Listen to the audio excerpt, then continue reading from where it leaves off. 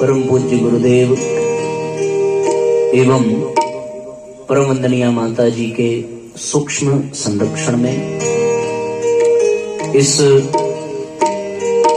4 दिवसीय संगीतमय प्रवचन के दिव्य कार्यक्रम में और इस पवित्र ऐतिहासिक भूमि में जहां पर कभी प्राचीन काल में पांडवों के रूप में देव शक्तियों के चरण रज यहाँ पहुंचे और साक्षात महाभारत काल में हम सभी अनुभव कर सकते हैं, जिसके साक्ष्य भी यहाँ मिलते हैं।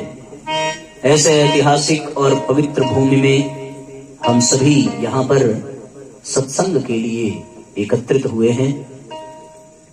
साथियों, मनुष्य जीवन प्राप्त करने के पश्चात उसमें मनुष्यता आ जाए तो सोने में सुहागा हो जाता है। कुछ ऐसा ही सुअवसर, कुछ ऐसी ही संभावना व्यक्ति को सत्संग में प्राप्त होती है। बार बार रिपीट कर रहे हैं, थोड़ा कम करना।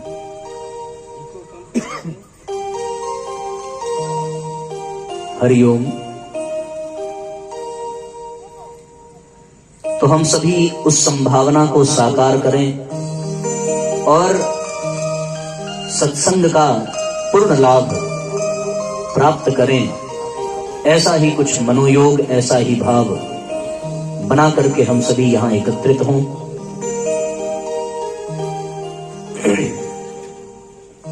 पिछली बार जब हम लोग आए थे तो थोड़ी ठंडी ज्यादा थी ना। पिछली बार आप लोग थे, मुझे उतना चेहरा याद नहीं है, कुछ कुछ लोगों का याद है, पर ऐसे सामूहिक रूप से तो आप हाथ उठाओ जरा। पिछली बार कौन कौन था? अच्छा, सभी थे।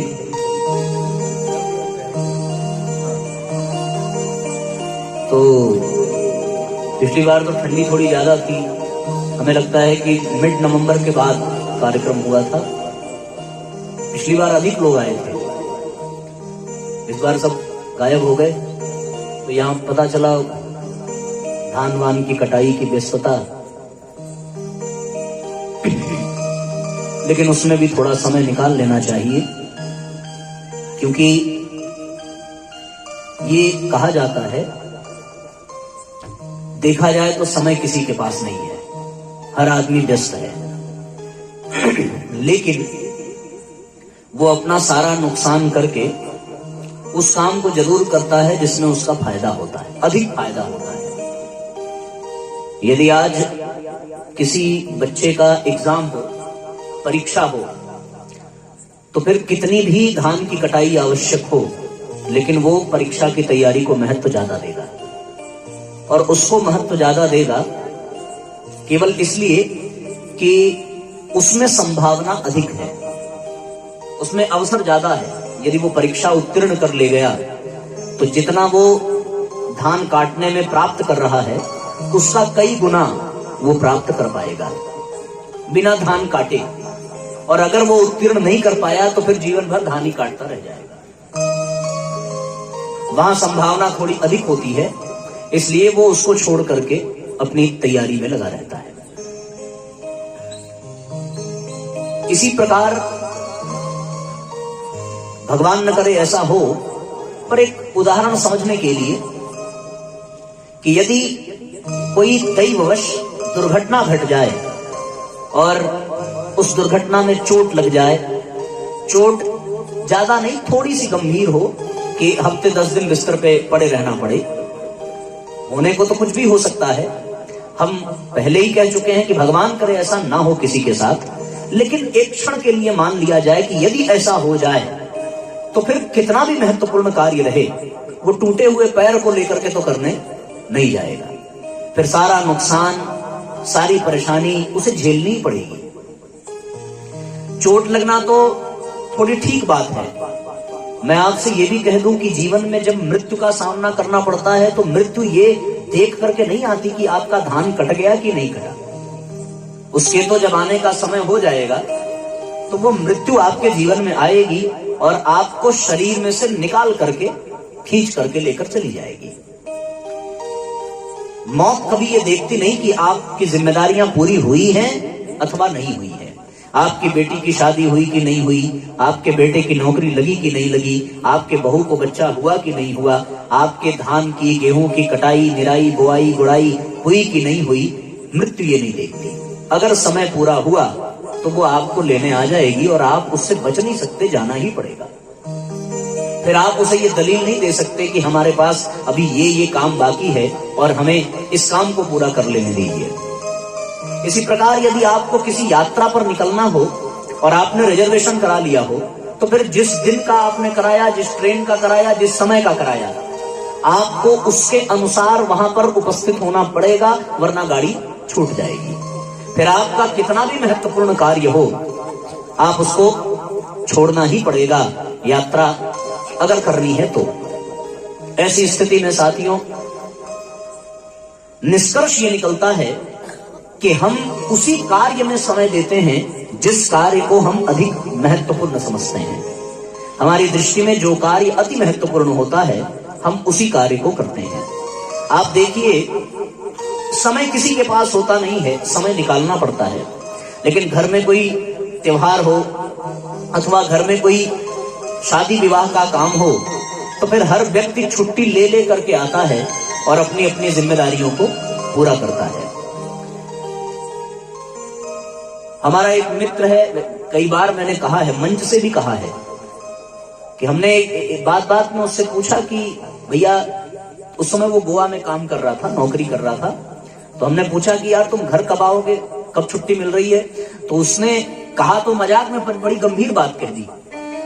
अचानक पूछा था और अचानक उसने उत्तर दिया कि भैया, दो ही कंडीशन में छुट्टी मिल सकती है, एक तो मेरी शादी पड़े या फिर घर में किसी की मृत्यु हो, तभी यहां पर छुट्टी मिलने वाली है, और इन दो के सिवा छुट्टी नहीं मिल सकती। मतलब ये दो महत्वपूर्ण कार्य है। उसकी खुद की शादी पड़े तो वो दूल्हा बनेगा, तब या तो छुट्टी मिलेगी, या फिर घर में कोई अशुभ घटना घट जाए तब वो कंपनी वाले सहानुभूति दिखाएंगे और छुट्टी देंगे, वो भी गिनी चुनी। तो समय तो किसी के पास होता नहीं है, समय निकालना पड़ता है। समय निकालने के लिए क्या करना पड़ेगा? समय निकालने के लिए हमें एक काम करना पड़ेगा कि पहले प्रायोरिटी को तय करना पड़ेगा कि हमारे लिए महत्व किसका ज्यादा है।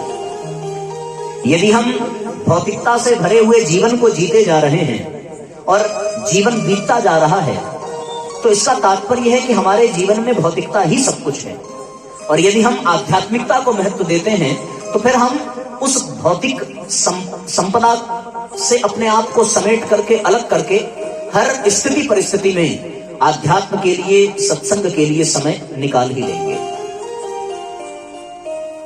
जिसको हम अधिक महत्व देंगे, उसके लिए समय अनायास निकाल लिया करेंगे, और जिसको हम महत्व नहीं देंगे, उसके लिए समय चाह के भी नहीं मिलेगा।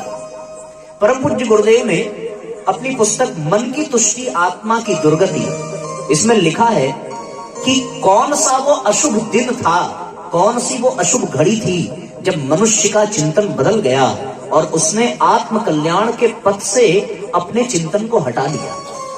उसके जीवन में आत्म कल्याण एकदम तुच्छ बात हो गई। आदमी केवल और केवल भौतिक प्रगति पर, शारीरिक सौंदर्य की अभिवृद्धि में, अपनी संपत्ति को और अधिक बढ़ाने में, अपने साम्राज्य को, अपने यश को, अपनी प्रतिष्ठा को फैलाने में पूरी ताकत झोंक देता है, लेकिन वो आत्म कल्याण के विषय में रत्ती भर भी नहीं सोचता। इसका तात्पर्य यह है कि उसके जीवन में आत्म कल्याण ही सबसे दूभर चीज है। उसके जीवन में आत्म कल्याण सबसे निकृष्ट कार्य है। यद्यपि शास्त्र ये कहता है, हमारे संत ये कहते हैं, ऋषियों ने ये कहा है कि ये मनुष्य जीवन ही मिला है आत्मिक प्रगति के लिए। मनुष्य जीवन केवल इसीलिए परमात्मा ने प्रदान किया है कि यहाँ एक अवसर है, साधन धाम मोक्ष कर द्वारा, एक अवसर है, ये मोक्ष का दरवाजा है। यहाँ संभावना विद्यमान है कि हम आत्मिक प्रगति कर सकते हैं, और यह भी संभावना है कि हम फिर से उन पशु पिशाच और नारकीय जीवन की ओर बढ़ सकते हैं। तो यहाँ पर आत्मिक उत्थान के लिए, आत्म कल्याण के लिए ही हमें ये जीवन प्राप्त हुआ, और हम इसी कार्य को सबसे तुच्छ मान बैठे, तो इससे बड़ा दुर्भाग्य मनुष्य समुदाय का और क्या हो सकता है। इससे बड़ा दुर्भाग्य और क्या होगा। तो साथियों, यदि हम कहीं सत्संग का आयोजन हो और होते हुए भी वहां पहुंच न सकें, तो इसे अपना बहुत बड़ा दुर्भाग्य माना जाना चाहिए कि भगवान ने एक अवसर दिया था ज्ञान यज्ञ करने का, एक अवसर दिया था आत्म कल्याण के पथ पर आगे बढ़ने का, एक अवसर दिया था अपने जीवन की उन समस्त संभावनाओं को साकार करने का जिसके साकार हो जाने पर मानव मानव नहीं माधव बन जाता है।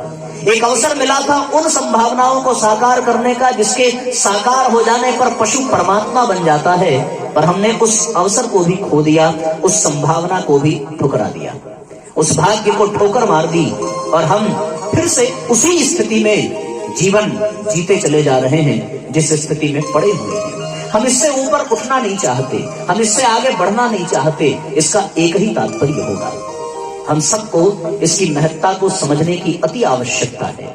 यदि हम ऐसा न समझ सके तो वास्तव में साथियों, भाग्य दरवाजे पर आया, हम उसे पहचान न सके और उसे ठोकर मार दिया। एक सत्य घटना याद आती है। एक सेठ जी थे, उनके घर के ठीक बगल में सत्संग का कार्यक्रम चल रहा था। कोई अधिकारी वक्ता वहां पर आए थे और ज्ञान यज्ञ की प्रक्रिया चल पड़ी। भागवत को केंद्र में रखकर के सत्संग हो रहा था। उनके घर तक लाउड स्पीकर की आवाज जाती थी, लेकिन फिर भी वो कभी सत्संग में सम्मिलित नहीं हो सके। समय बदला और परिस्थितियां बदली, उतार चढ़ाव जीवन में लगा रहता है। उनके भी जीवन में आया। उनकी कई सारी फैक्ट्रियां थी, सब दिवालिया हो गई और परिस्थिति ये बनी कि उन्हें खुद किसी फैक्ट्री में नौकरी करनी पड़ी। वो नौकरी करने लगे और समझदार थे, साधना थी जीवन में, अपने आप को संभाला, परिवार को संभाला और किसी तरीके से अपने आप को स्टेबल किया, नौकरी करने लगे।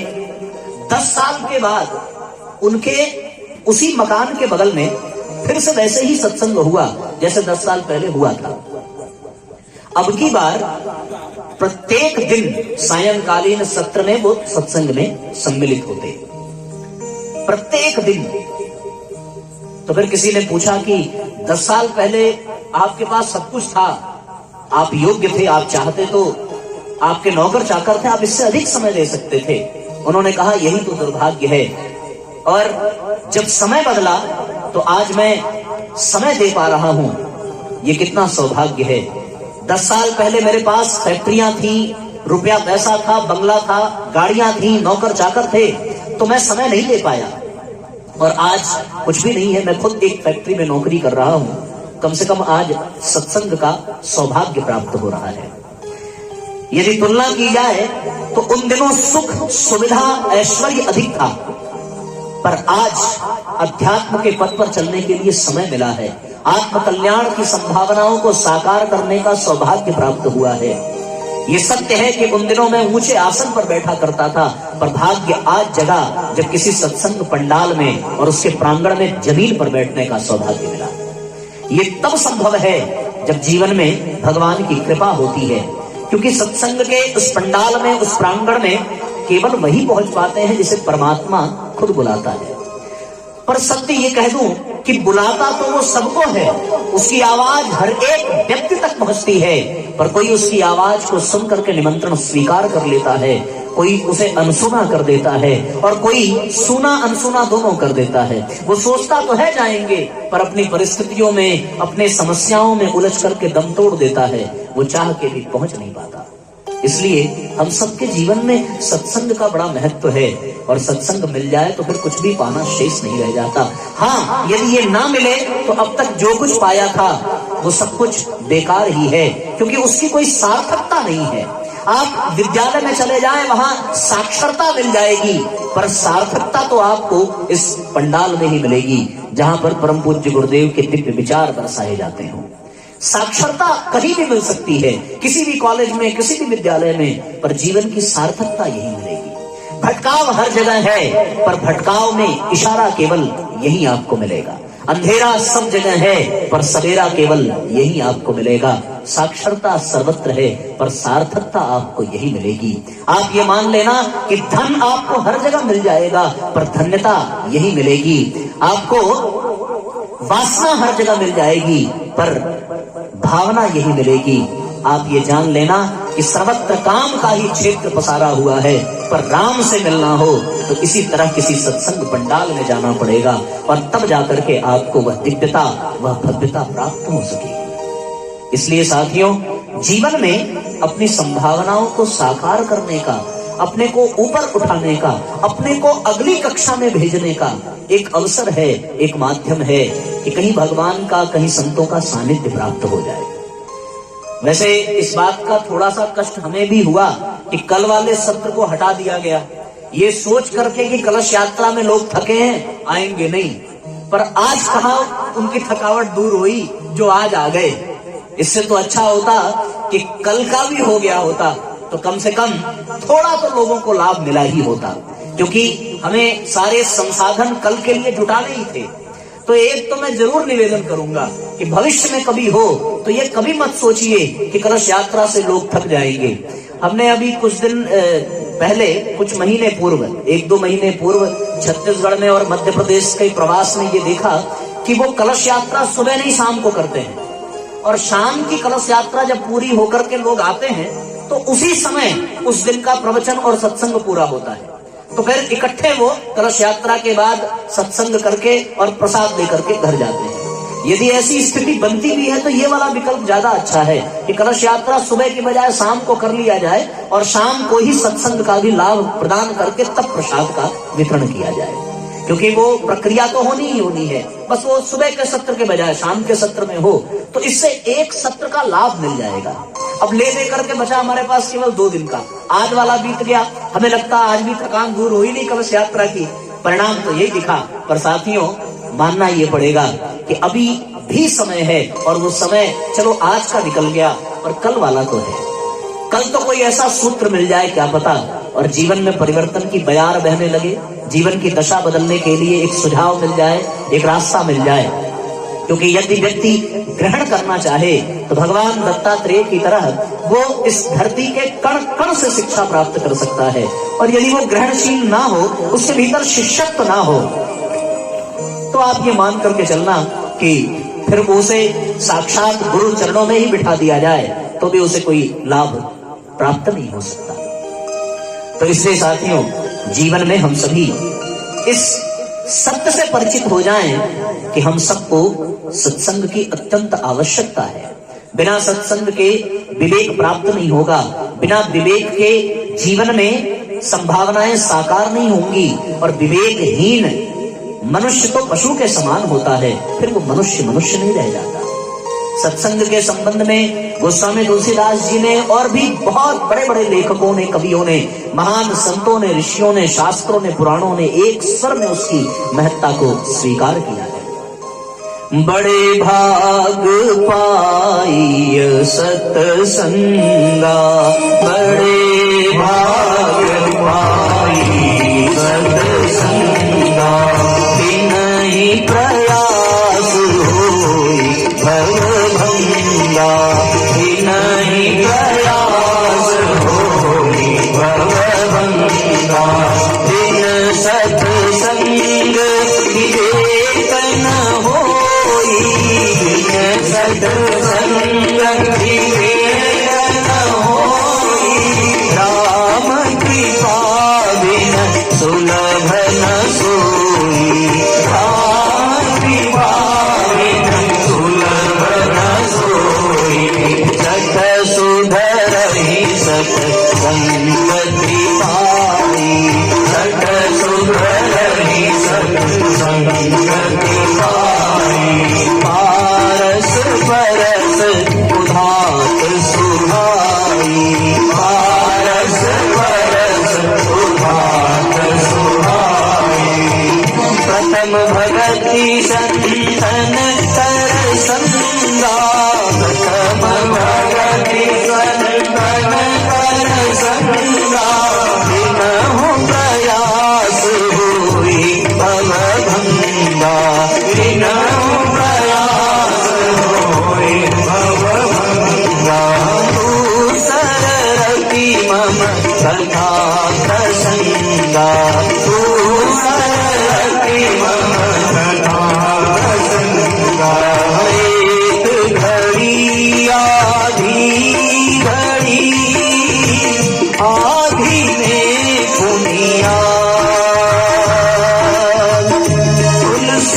संतत साधु की कटे कोटि असुरा मंजन फल देखिय तत्काला मंजन फल देखिय तत्काला मंजन फल देखिय तत्काला मंजन फल देखिय तत्काला आप होई बिक बदहु मराला आप होई बिक बदहु मराला आप होई बिक बदहु मराला आप होई बिक बदहु मराला अति हरि कृपा जाहि पर होई अति हरि कृपा जाहि पर होई पाऊँ देई मारत सोई पाऊँ देई मारत सोई राम ही सुनिय गाइय राम ही राम हाथ ऊपर उठाइए संतत सुनिय राम गुण राम ही संतत सुनिय राम गुण राम ही मात मिले पुनीतात मिले सुख घात मिले युवती सुखदाई राज मिले गजबाज मिले सब साज मिले मन वांछित पाई लोक मिले विधि लोक मिले सुरलोक मिले वैकुंठ ही जाई सुंदर और मिले सभी सुंदर और मिले सभी संत समागम दुर्लभ भाई संत समागम दुर्लभ भाई संत समागम दुर्लभ भाई।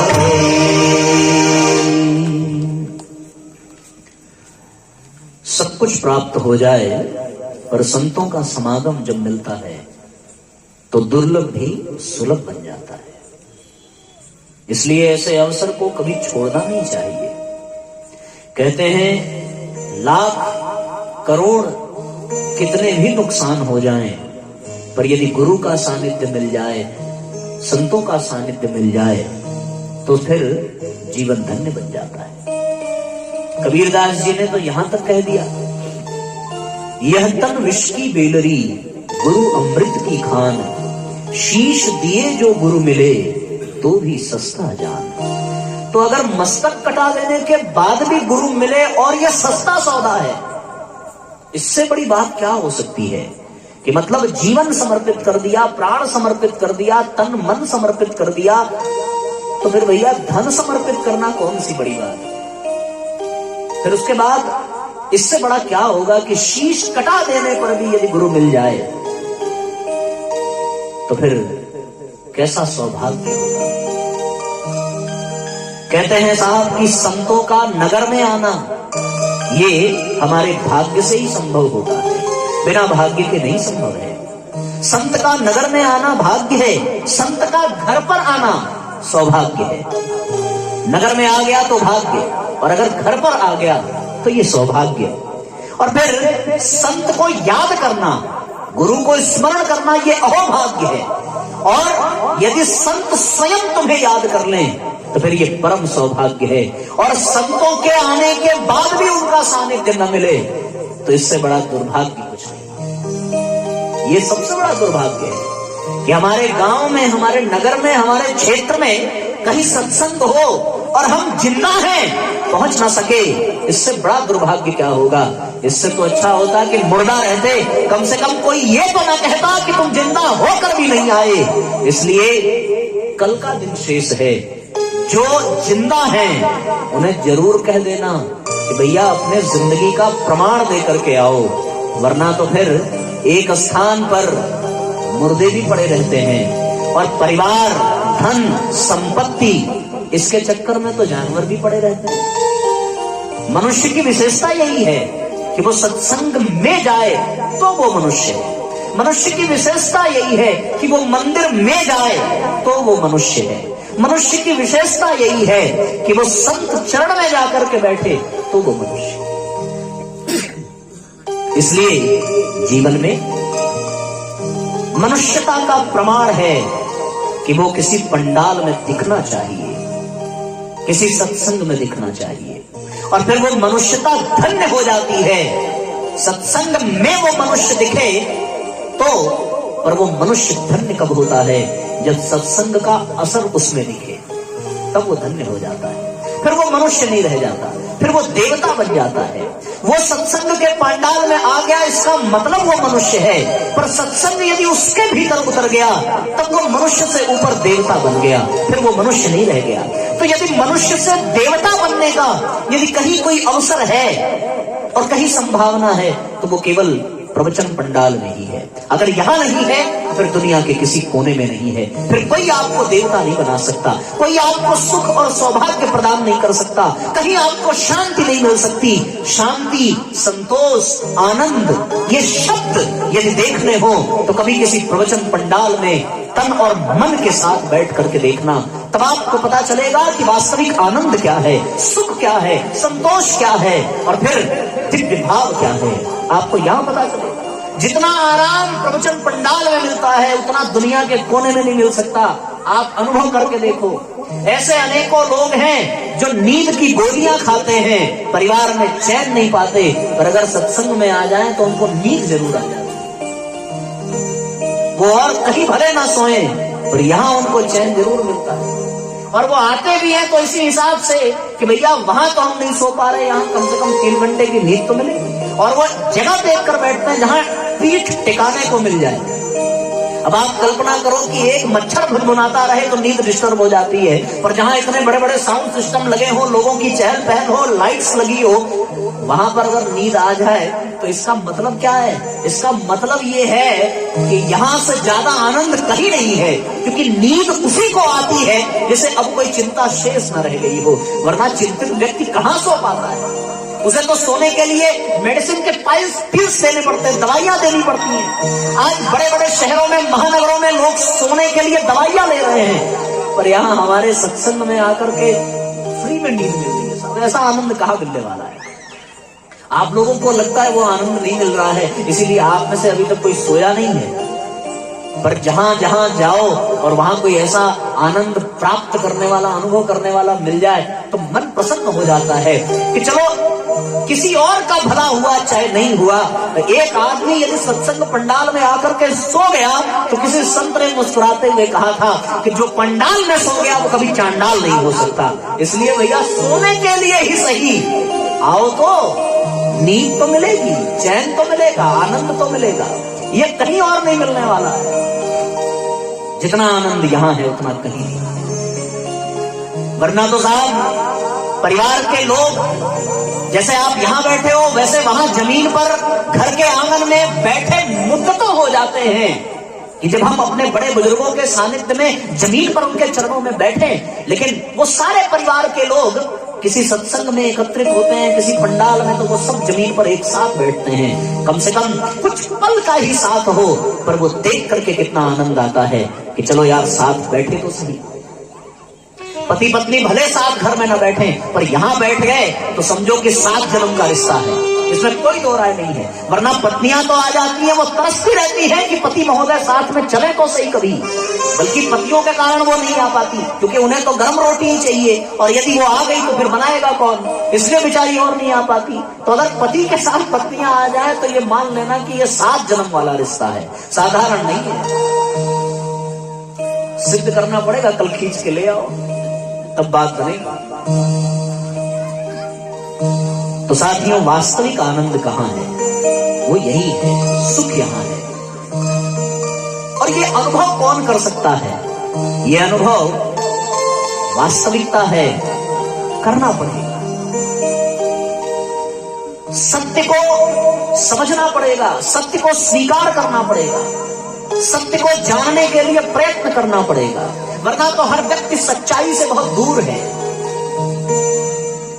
अब ये अगर कथा ही है या इतिहास ही है कि महाराज युधिष्ठिर ने यहां प्रश्न किया था, उत्तर दिया था। युधिष्ठिर तो सत्य के पुजारी हैं, सत्य वचन बोलने वाले, जिन्होंने कभी भी भूल से भी कहीं असत्य न बोला हो, भगवान के कहने पर भी असत्य बोलने को तैयार जो न हुआ हो। अब छल पूर्वक उससे असत्य बुलवाया गया हो, विषय अलग है। प्रयत्न करके कि आपको बोलना ही पड़ेगा, और फिर उनके सत्यवादी होने का प्रमाण यही है कि उनके असत्य पर भी विश्वास हो गया। ये इससे बड़ा प्रमाण और क्या हो सकता है? उनके सत्यवादी होने का प्रमाण ये कि द्रोणाचार्य को उनके असत्य पर भी विश्वास हो गया। इससे बड़ा सत्यवादी होने का और प्रमाण क्या होगा? तो फिर हम उस धरती पर हैं जहां ज्ञान यज्ञ में उन्होंने उत्तर दिया जो सत्य के उपासक हैं, सत्य के, और हम सत्य से कोसों दूर हैं। हर व्यक्ति सच्चाई से बहुत दूर है। उसे लगता है कि वो सच्चाई के पास है, वो सब कुछ जानता है, पर उसका जाना हुआ हर चीज, हर बात, हर पदार्थ, हर वस्तु वो उससे काफी दूर है। काफी क्या, बहुत दूर है। सत्य से निकट नहीं है, सत्य से बहुत दूर है। सत्य को पहुंचना, जानना, अनुभव करना ही बहुत बड़ी बात होती है। हमारी इंद्रियां जहां तक पहुंचती हैं, हमारी बुद्धि जहां तक पहुंचती है, हमारा ज्ञान जहां तक है, हमारा ये मन जहां तक पहुंच रहा है, हमारी ये त्वचा जहां तक पहुंच रही है, कान जहां तक पहुंच रहे हैं, आंख जहां तक पहुंच रही है, हम केवल उतना ही अनुभव कर सकते हैं, उतना ही जान सकते हैं। लेकिन उसके बाद क्या है, ये जानना बड़ा कठिन है, लगभग असंभव है। तो फिर उसके बाद भी कुछ है, उस सत्य तक हम नहीं पहुंच पा रहे। यदि सत्य तक पहुंच गए होते तो फिर वो परम सत्य अब तक हमारी हृदय में होता, इसमें कोई दो राय नहीं। और हम लोग सत्य से बहुत दूर हैं, तो फिर परम सत्य तक कहां से पहुंच पाएंगे? विचार करके देखो, हम लोग जो कुछ देखते हैं, जो सुनते हैं, जो अनुभव करते हैं, क्या वो पूर्ण सत्य है? यदि पूर्ण सत्य जानना हो तो फिर इस पर प्रश्न चिन्ह लग जाता है कि भैया वो पूर्ण सत्य तो नहीं हो सकता। इंद्रियों के आधार पर जो हमें अनुभव हो रहा है वो पूर्ण सत्य नहीं है। आपको उदाहरण मैं बताऊं, ये जो आवाज आप हमारी सुन रहे हो, ये निकल कहां से रही है? हमारे पास से निकल रही है, पर आपको सुनाई कहां से दे रहा है? हमारे पास से सुनाई दे रहा है क्या? बताइए, आपको आवाज कहां से सुनाई दे रही है? आपको आवाज सुनाई दे रही है साउंड बॉक्स में से। सत्य क्या है? बोल मैं रहा हूं, पर मेरी आवाज आप मेरे पास से नहीं सुन रहे हो। साउंड बॉक्स आवाज पहुंचा रहा है, पर वो बोल नहीं रहा है। दोनों में अंतर हुआ कि नहीं हुआ? सत्य क्या है कि मैं बोल रहा हूं, पर मेरी आवाज नहीं आप तक पहुंच रही है। और ये भी सत्य है कि वो साउंड बॉक्स बोल नहीं रहा है, पर उसकी आवाज आप तक पहुंच रही है। आपके कान वहां सुन रहे हैं, हमें नहीं सुन रहे हैं। तो फिर आपके द्वारा सुना गया जो कुछ है, वो फिर सत्य कहां हुआ? यदि आप मेरे बोलने पर मेरी आवाज को सुनते वहां बैठ करके, तो आपको ठीक लगता कि हाँ ये बोल रहे हैं, पर मैं जो बोल रहा हूं वो मेरे पास से आप कहां सुन पा रहे हो? और जो बोल नहीं रहा है उसकी आवाज आप सुन रहे हो, है ना? हम लोग कोई सिनेमा देखने जाते हैं तो जो कलाकार हैं, एक्टर और एक्ट्रेस, वो लिपसिंग करते हैं, अपने होठों को हिलाते हैं और गाने चलते रहते हैं, वो नृत्य करते रहते हैं, पर नाचते हुए गाना ये असंभव है। आप सोच करके देखो, अरे हाँफने लगेगा आदमी, हाँफने लगेगा तो लय टूटेगा, ताल टूटेगा, सुर बिगड़ेंगे, पसीना आएगा, पर उनको ना कभी पसीना आता है, ना उनके सुर बिगड़ते हैं, ना ताल बिगड़ता है, वो गाए जा रहे हैं नाचते हुए भी। सच्चाई क्या है? हम सब जानते हैं कि गायक कोई और है, उस गीत पर वो केवल ओठ हिलाते हैं। अब जो ओठ हिल रहे हैं वो गा नहीं रहे हैं, और जिन्होंने गाया उससे ओठ हिल नहीं रहे हैं, फिर सत्य कहां हुआ? तो हमारे ये जो कान हैं, ये कहां सत्य तक पहुंच पा रहे हैं? कान की तो अपनी एक क्षमता है, 20 से लेकर के 20,000 हर्ट्ज की आवाज ही केवल ये कान सुन सकते हैं। उससे ना नीचे के सुनेंगे, ना उससे ऊपर की सुनेंगे। इसलिए हमारे कान सुन नहीं पाते। तो आपका कान आपको सत्य का बोध करा ही नहीं सकता। लोग कहते हैं साहब जो कानों से सुन लिया वही सत्य है। अरे वो सत्य नहीं है, क्योंकि कान पे विश्वास कैसे करोगे आप? आपके कान तो यही धोखा दे रहे हैं सत्संग पंडाल में। स्पष्ट हो रहा है ना? विचार करके देखो, क्योंकि आपके कानों को मेरी आवाज सुनाई देनी चाहिए थी, लेकिन आप सुन रहे हो लाउड स्पीकर की। इसलिए भैया सत्य को इंद्रियों से समझा नहीं जा सकता। आप अगर गहराई से चिंतन करके देखें तो हम सबकी स्थिति मृग मरीचिका जैसी है, जो रात के चांदनी में रेत चमकती हुई रेत के पास इसलिए दौड़ करके जाता है कि उसे लगता है कि वहां पानी है, पर जब पहुंचता है तो देखता है कि वहां पानी नहीं है। वो रेत तो रात की चांदनी के कारण चमक रही थी। वही स्थिति आज हर जीव की है। वो रेत के चमकने से पानी समझ करके हिरण की भांति दौड़ता है, कभी इधर कभी उधर, कभी इस भोग में कभी उस भोग में, कभी इस इंद्रियों के सुख में कभी इस इंद्रियों के सुख में, कभी मन के नाते इधर कभी उधर, लेकिन वो मृग मरीचिका की तरीके से भागता रहता है। उसे कहीं भी उस पूर्ण सत्य का अनुभव नहीं हो पाता। उसका अनुभव करना हो तो क्या करना पड़ेगा? विचार करके देखो। फिर उस सत्य को इंद्रियों के सहारे नहीं जाना जा सकता, इंद्रियों के सहारे अनुभव नहीं किया जा सकता। हम लोग बाजार से सामान खरीदते हैं, तो बाजार से सामान खरीदा ये बता करके कि हमें इतने वजन में चाहिए, 1 किलो दाल चाहिए। कोई भी पदार्थ आप खरीदते हो और वो पदार्थ आपको वजन करके देता है, वो 1 किलो। अब आप कल्पना करके देखो, क्या वो वजन सही है? आप तो 1 किलो तौल करके ले लिए, वो 1 किलो का वजन जहां आपने तौला वहां सही है या नहीं, इस पे भी प्रश्न है।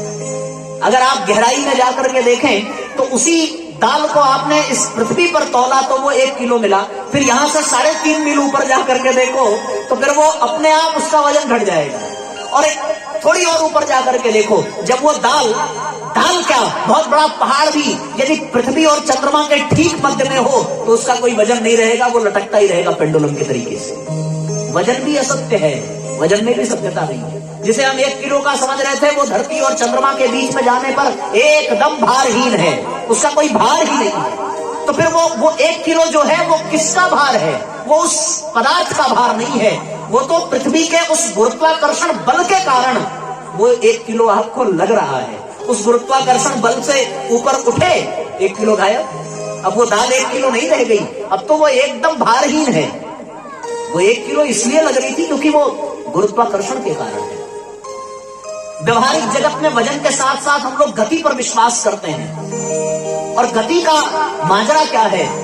यदि आप कोई सीधी लाइन खींचें तो आपको लगेगा कि हम लाइन सीधे खींच रहे हैं, पर वो लाइन सीधी नहीं खींच रही है, वो लाइन टेढ़ी है। क्योंकि यदि आप खींचते चले जाओ तो एक न एक दिन ऐसा आएगा कि आप घूम करके फिर से उसी लाइन पर पहुंच जाओगे। उसका कारण क्या है? क्योंकि पृथ्वी गोल है। हमें लग रहा है कि लाइन हम सीधे खींच रहे हैं, पर वास्तविकता यह है कि लाइन सीधी नहीं खींच रही है। पूर्ण सत्य क्या है? पूर्ण सत्य यह है कि लाइन सीधी नहीं खींची। आप चाहे कागज पर ही खींच करके देख लो, क्योंकि जब धरती ही गोल है भैया तो लाइन सीधी खींचेगी कहां से? अजीब हालत है, कल्पना करके देखो। हम लोग फिर गति के बाद, वजन के बाद यदि दिशा के बारे में बात करें तो फिर यह भी आपको प्रतीत होगा कि भले ये कह दिया जाए ये पूरब है, ये पश्चिम है, ये उत्तर है, ये दक्षिण है, पर वास्तविकता कहां है?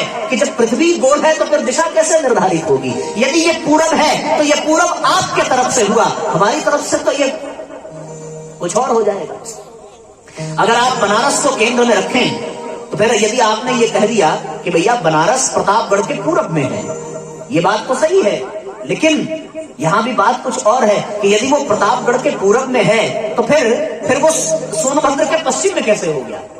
वहां भी दिशा का भ्रम है। आप तो ये देखें तो दिशा भी सापेक्ष है, वो आपके तरफ से पूरब है पर हमारी तरफ से पूरब नहीं है। ये बीच में जो कलश रखा हुआ है सर्वतोभद्र मंडल पर, वो आपके तरफ से पूरब दिशा में है पर मेरी तरफ से वो पश्चिम दिशा में है। इधर से जो देखेगा उसे लगेगा ये उत्तर दक्षिण दिशा में है, पर उधर से जो देखेगा उसे लगेगा ये उत्तर दिशा में है। तो ये दिशा भी नहीं है कुछ। पूर्ण सत्य क्या है? पूर्ण सत्य ये है कि दिशा कुछ है ही नहीं है, क्योंकि धरती गोल है, और गोल जहां हो वहां पे कौन सी दिशा भैया?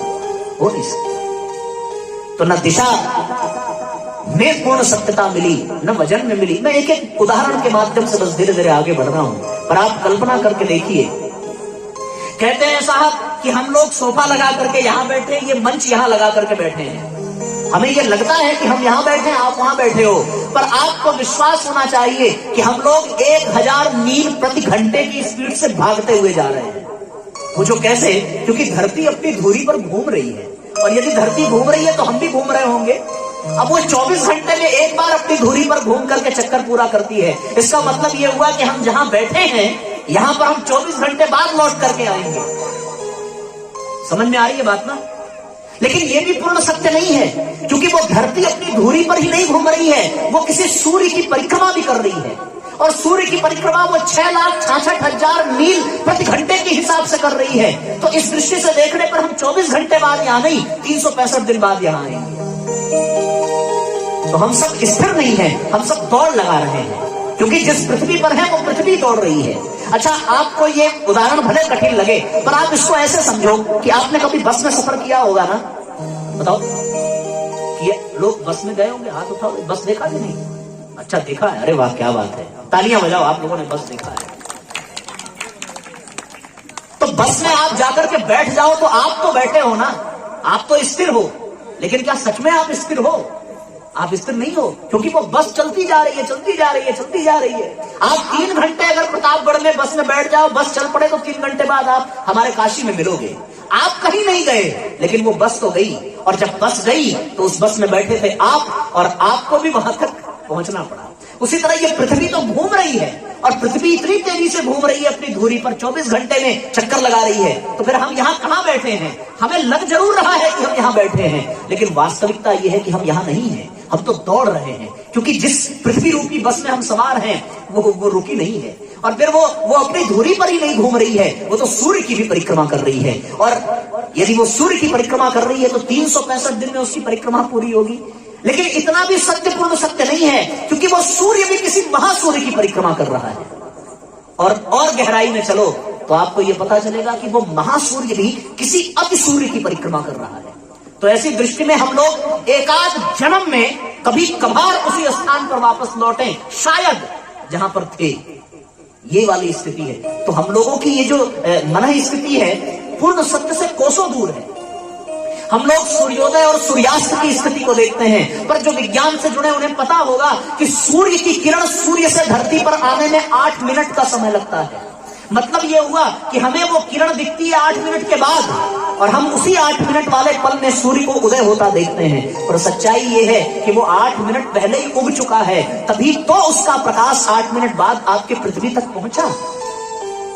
जो तारे हम ऊपर देख रहे हैं, क्या वो उसी स्थिति में हैं? इसमें भी संदेह है, क्योंकि ऐसे बहुत से तारे हैं जो सैकड़ों वर्षों पहले विलुप्त हो गए, लेकिन उनका प्रकाश यहां तक पहुंचने में सैकड़ों वर्ष लगता है, इसलिए वो आज भी हमें चमकते हुए दिखाई पड़ रहे हैं। सत्य को हम इन इंद्रियों से नहीं समझ सकते। कुल मिलाकर कहने का तात्पर्य क्या है? तात्पर्य ये है कि हमारी आंख जो देखती है वो सत्य नहीं है, हमारे कान जो सुनते हैं वो सत्य नहीं है, हमारी जो ये इंद्रियां महसूस करती हैं वो सत्य नहीं है। हम लोग सत्य से बहुत दूर हैं, आपको ये मानना पड़ेगा। और जो उदाहरण मैंने दिया है उस पर यदि गहराई से चिंतन करें तो सच में लगेगा कि हे भगवान, हम लोग तो कितने अंधकार में जी रहे हैं, हम लोग कितने अविश्वास में जी रहे हैं। आप इस त्वचा पर विश्वास करते हो ना, आप पानी में हाथ डालो, पानी आपको ठंडा लगेगा, लेकिन उसी पानी में हाथ डालने से पहले आप 2 मिनट तक बर्फ अपने हाथ में ले लो, तो अब वो पानी आपको गर्म लगने लगेगा। फिर ये त्वचा भी आपको झूठ ही बोल रही है। बात समझ में आ रही है? ठंडी में वही पानी गर्म लगता है, और गर्मी में वही कुएं का पानी ठंडा लगता है। फिर त्वचा जो हमें ये ठंडे गर्म का आभास करा रही है, इसमें कहां सत्यता है? विचार करके देखिए, कल्पना करके देखिए। तो साथियों, बात इतनी है, हम जो आंखों से देख रहे हैं वो भी सत्य नहीं है, क्योंकि जो पानी हम पी रहे हैं उसको आप माइक्रोस्कोप से देखिए तो उसमें सैकड़ों जीवाणु, कीटाणु, विषाणु विद्यमान हैं, वो हमें दिखते नहीं है। क्यों? क्योंकि आंखों की क्षमता ही नहीं है। अरे अर्जुन को भी भगवान का विराट स्वरूप तब दिखा जब उसको दिव्य दृष्टि भगवान ने प्रदान की। जब तक दिव्य दृष्टि नहीं प्रदान हुई तब तक अर्जुन के नजर में कृष्ण सखा ही थे, कृष्ण अपने भाई ही थे, कृष्ण सुभद्रा के भाई ही थे, अपने साले ही थे और इसके अतिरिक्त कुछ नहीं थे। पर जब दिव्य दृष्टि मिली तब पूर्ण सत्य पता चला कि अरे ये तो साक्षात ब्रह्म है, जन्म कर्म चमे दिव्यम, और ये तो नर नारायण है साक्षात। वो पूर्ण सत्य कब मिला? जब दिव्य दृष्टि मिली। आपको ये प्रतीत होता है कि हम सभी के आपस में संबंध है, रिश्ते हैं, ये किसी के पिता हैं, किसी के दादा हैं, किसी के चाचा हैं, पर वास्तव में ये कौन है, ये कौन जानता है?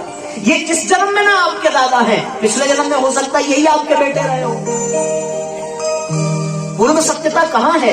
ये वाला शरीर आपको दादा लगेगा, पर इस शरीर में जो जीवात्मा है वो पिछले जन्म में आपके पिता रहे होंगे, आपके भाई रहे होंगे, हो सकता है अगले जन्म में वो कुछ और हो जाएं।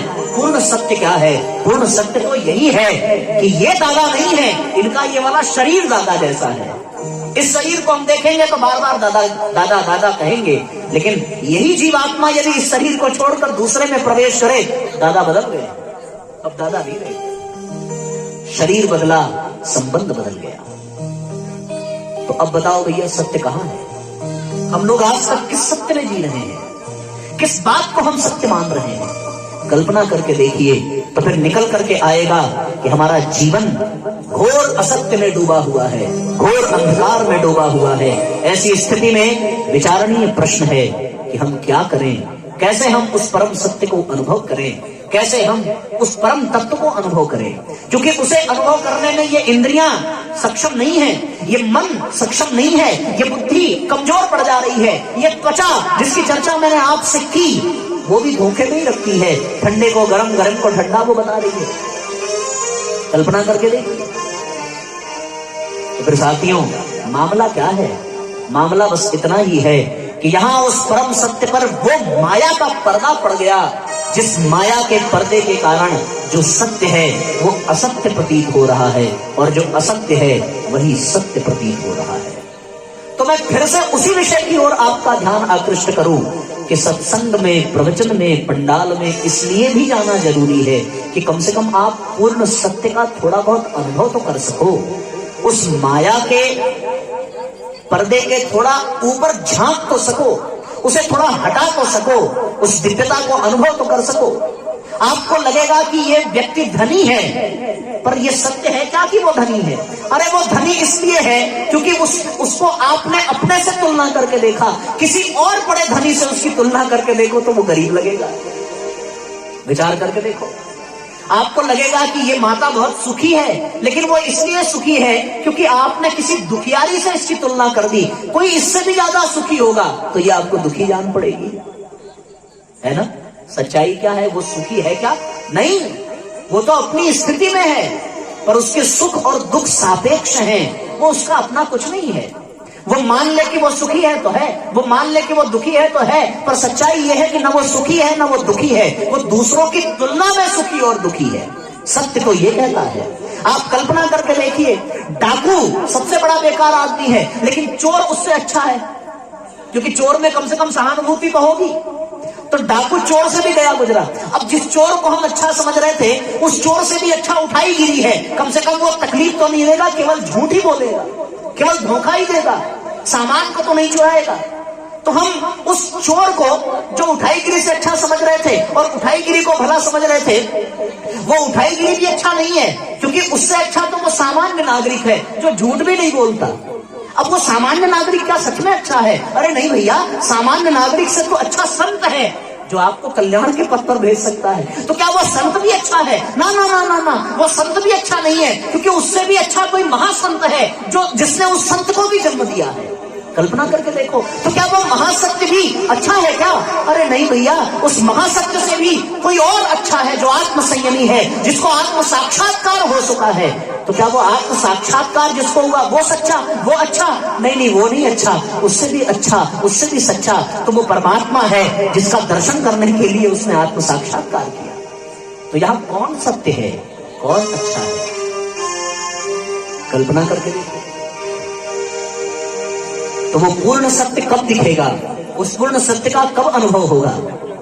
वो पूर्ण सत्य कौन है? तो बात बस इतनी सी है कि अगर उस सत्य को इस पदार्थ में, इन इंद्रियों से, इन मन से, इस बुद्धि से ढूंढा जाए तो फिर वो अनुभव में नहीं आ सकता, कभी भी नहीं आ सकता। उस सत्य को जानना हो तो उस परम सत्य के शरण में जाना पड़ेगा। फिर भागवत उस परम सत्य को ये कहता है, सत्यव्रतम सत्य परम त्रिसत्यम सत्यस्य योनिम निहितम च सत्ये सत्यस्य सत्य मृत सत्य नेत्रम सत्यात्मकम त्वाम शरणम प्रपत्ति। वो पूर्ण सत्य है, पूर्ण सत्य जिसे हम यज्ञ में कहते हैं पूर्णमिदः पूर्णमिदं पूर्णात् पूर्णमुदच्यते पूर्णस्य पूर्णमादाय पूर्णमेवावशिष्यते पूर्णादर्वी परापत सुपूर्णा पुनरापत वस्नैव विक्रणा समूर्जित्वम्। वही पूर्ण सत्य है, वही पूर्ण है, उसके सिवा और कुछ भी पूर्ण नहीं है। अगर वो अनुभव में नहीं आया तो फिर सारी चीजें अपूर्ण ही हैं। आप लोगों ने वो गीत भी सुना होगा, भी हम लोग वो आपको गीत सुनाते हैं, भैया वो टोन सत्य वाला, सत्य ही ईश्वर है, सत्य ही शिव है ना, फिल्मी गीत है, सत्यम शिवम सुंदरम। आइए एक साथ गुनगुनाते हैं, एक साथ तालियां बजाते हुए।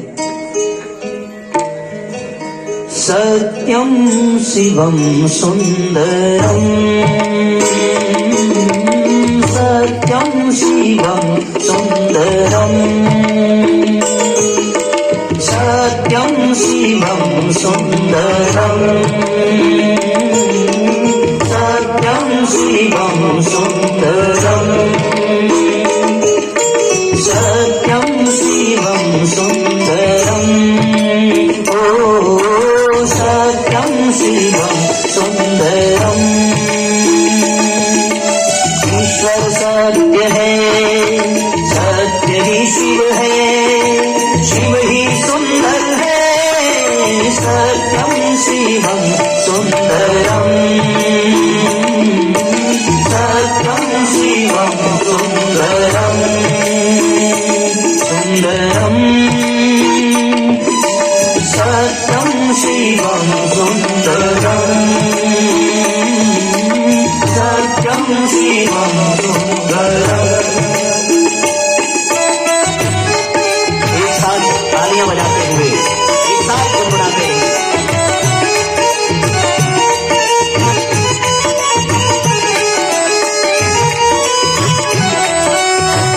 दोनों हाथों पर उठा करके भाव पूर्वक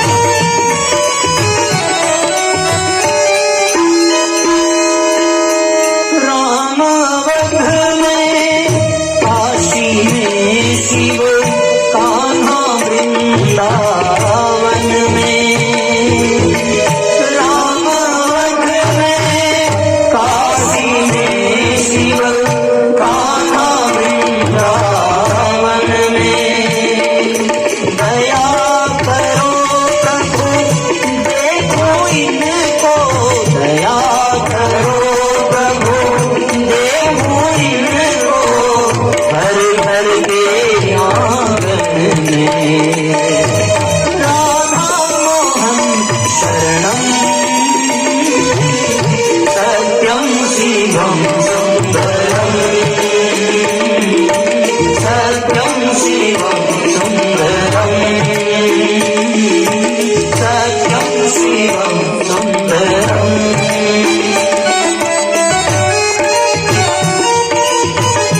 भावपूर्वक तालियां बजाते हुए गुनगुनाते रहिए।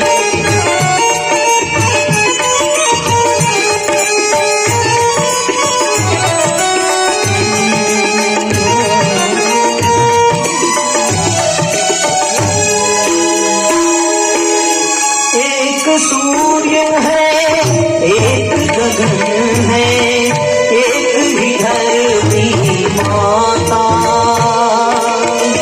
एक सूर्य है, एक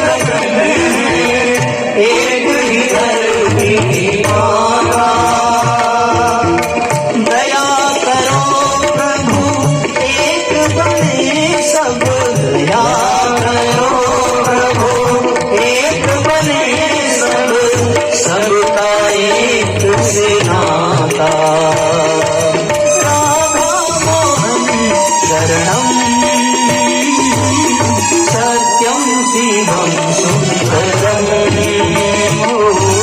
सत्यम शिवम सुंदरम, सुंदरम सत्यम शिवम सुंदरम, सत्यम शिवम सुंदरम, सत्यम शिवम सुंदरम। ईश्वर सत्य है, सत्य ही शिव है, शिव ही सुंदर है। सत्यम शिवम सुंदरम, सत्यम शिवम सुंदरम, सत्यम शिवम सुंदरम, सत्यम शिवम सुंदरम।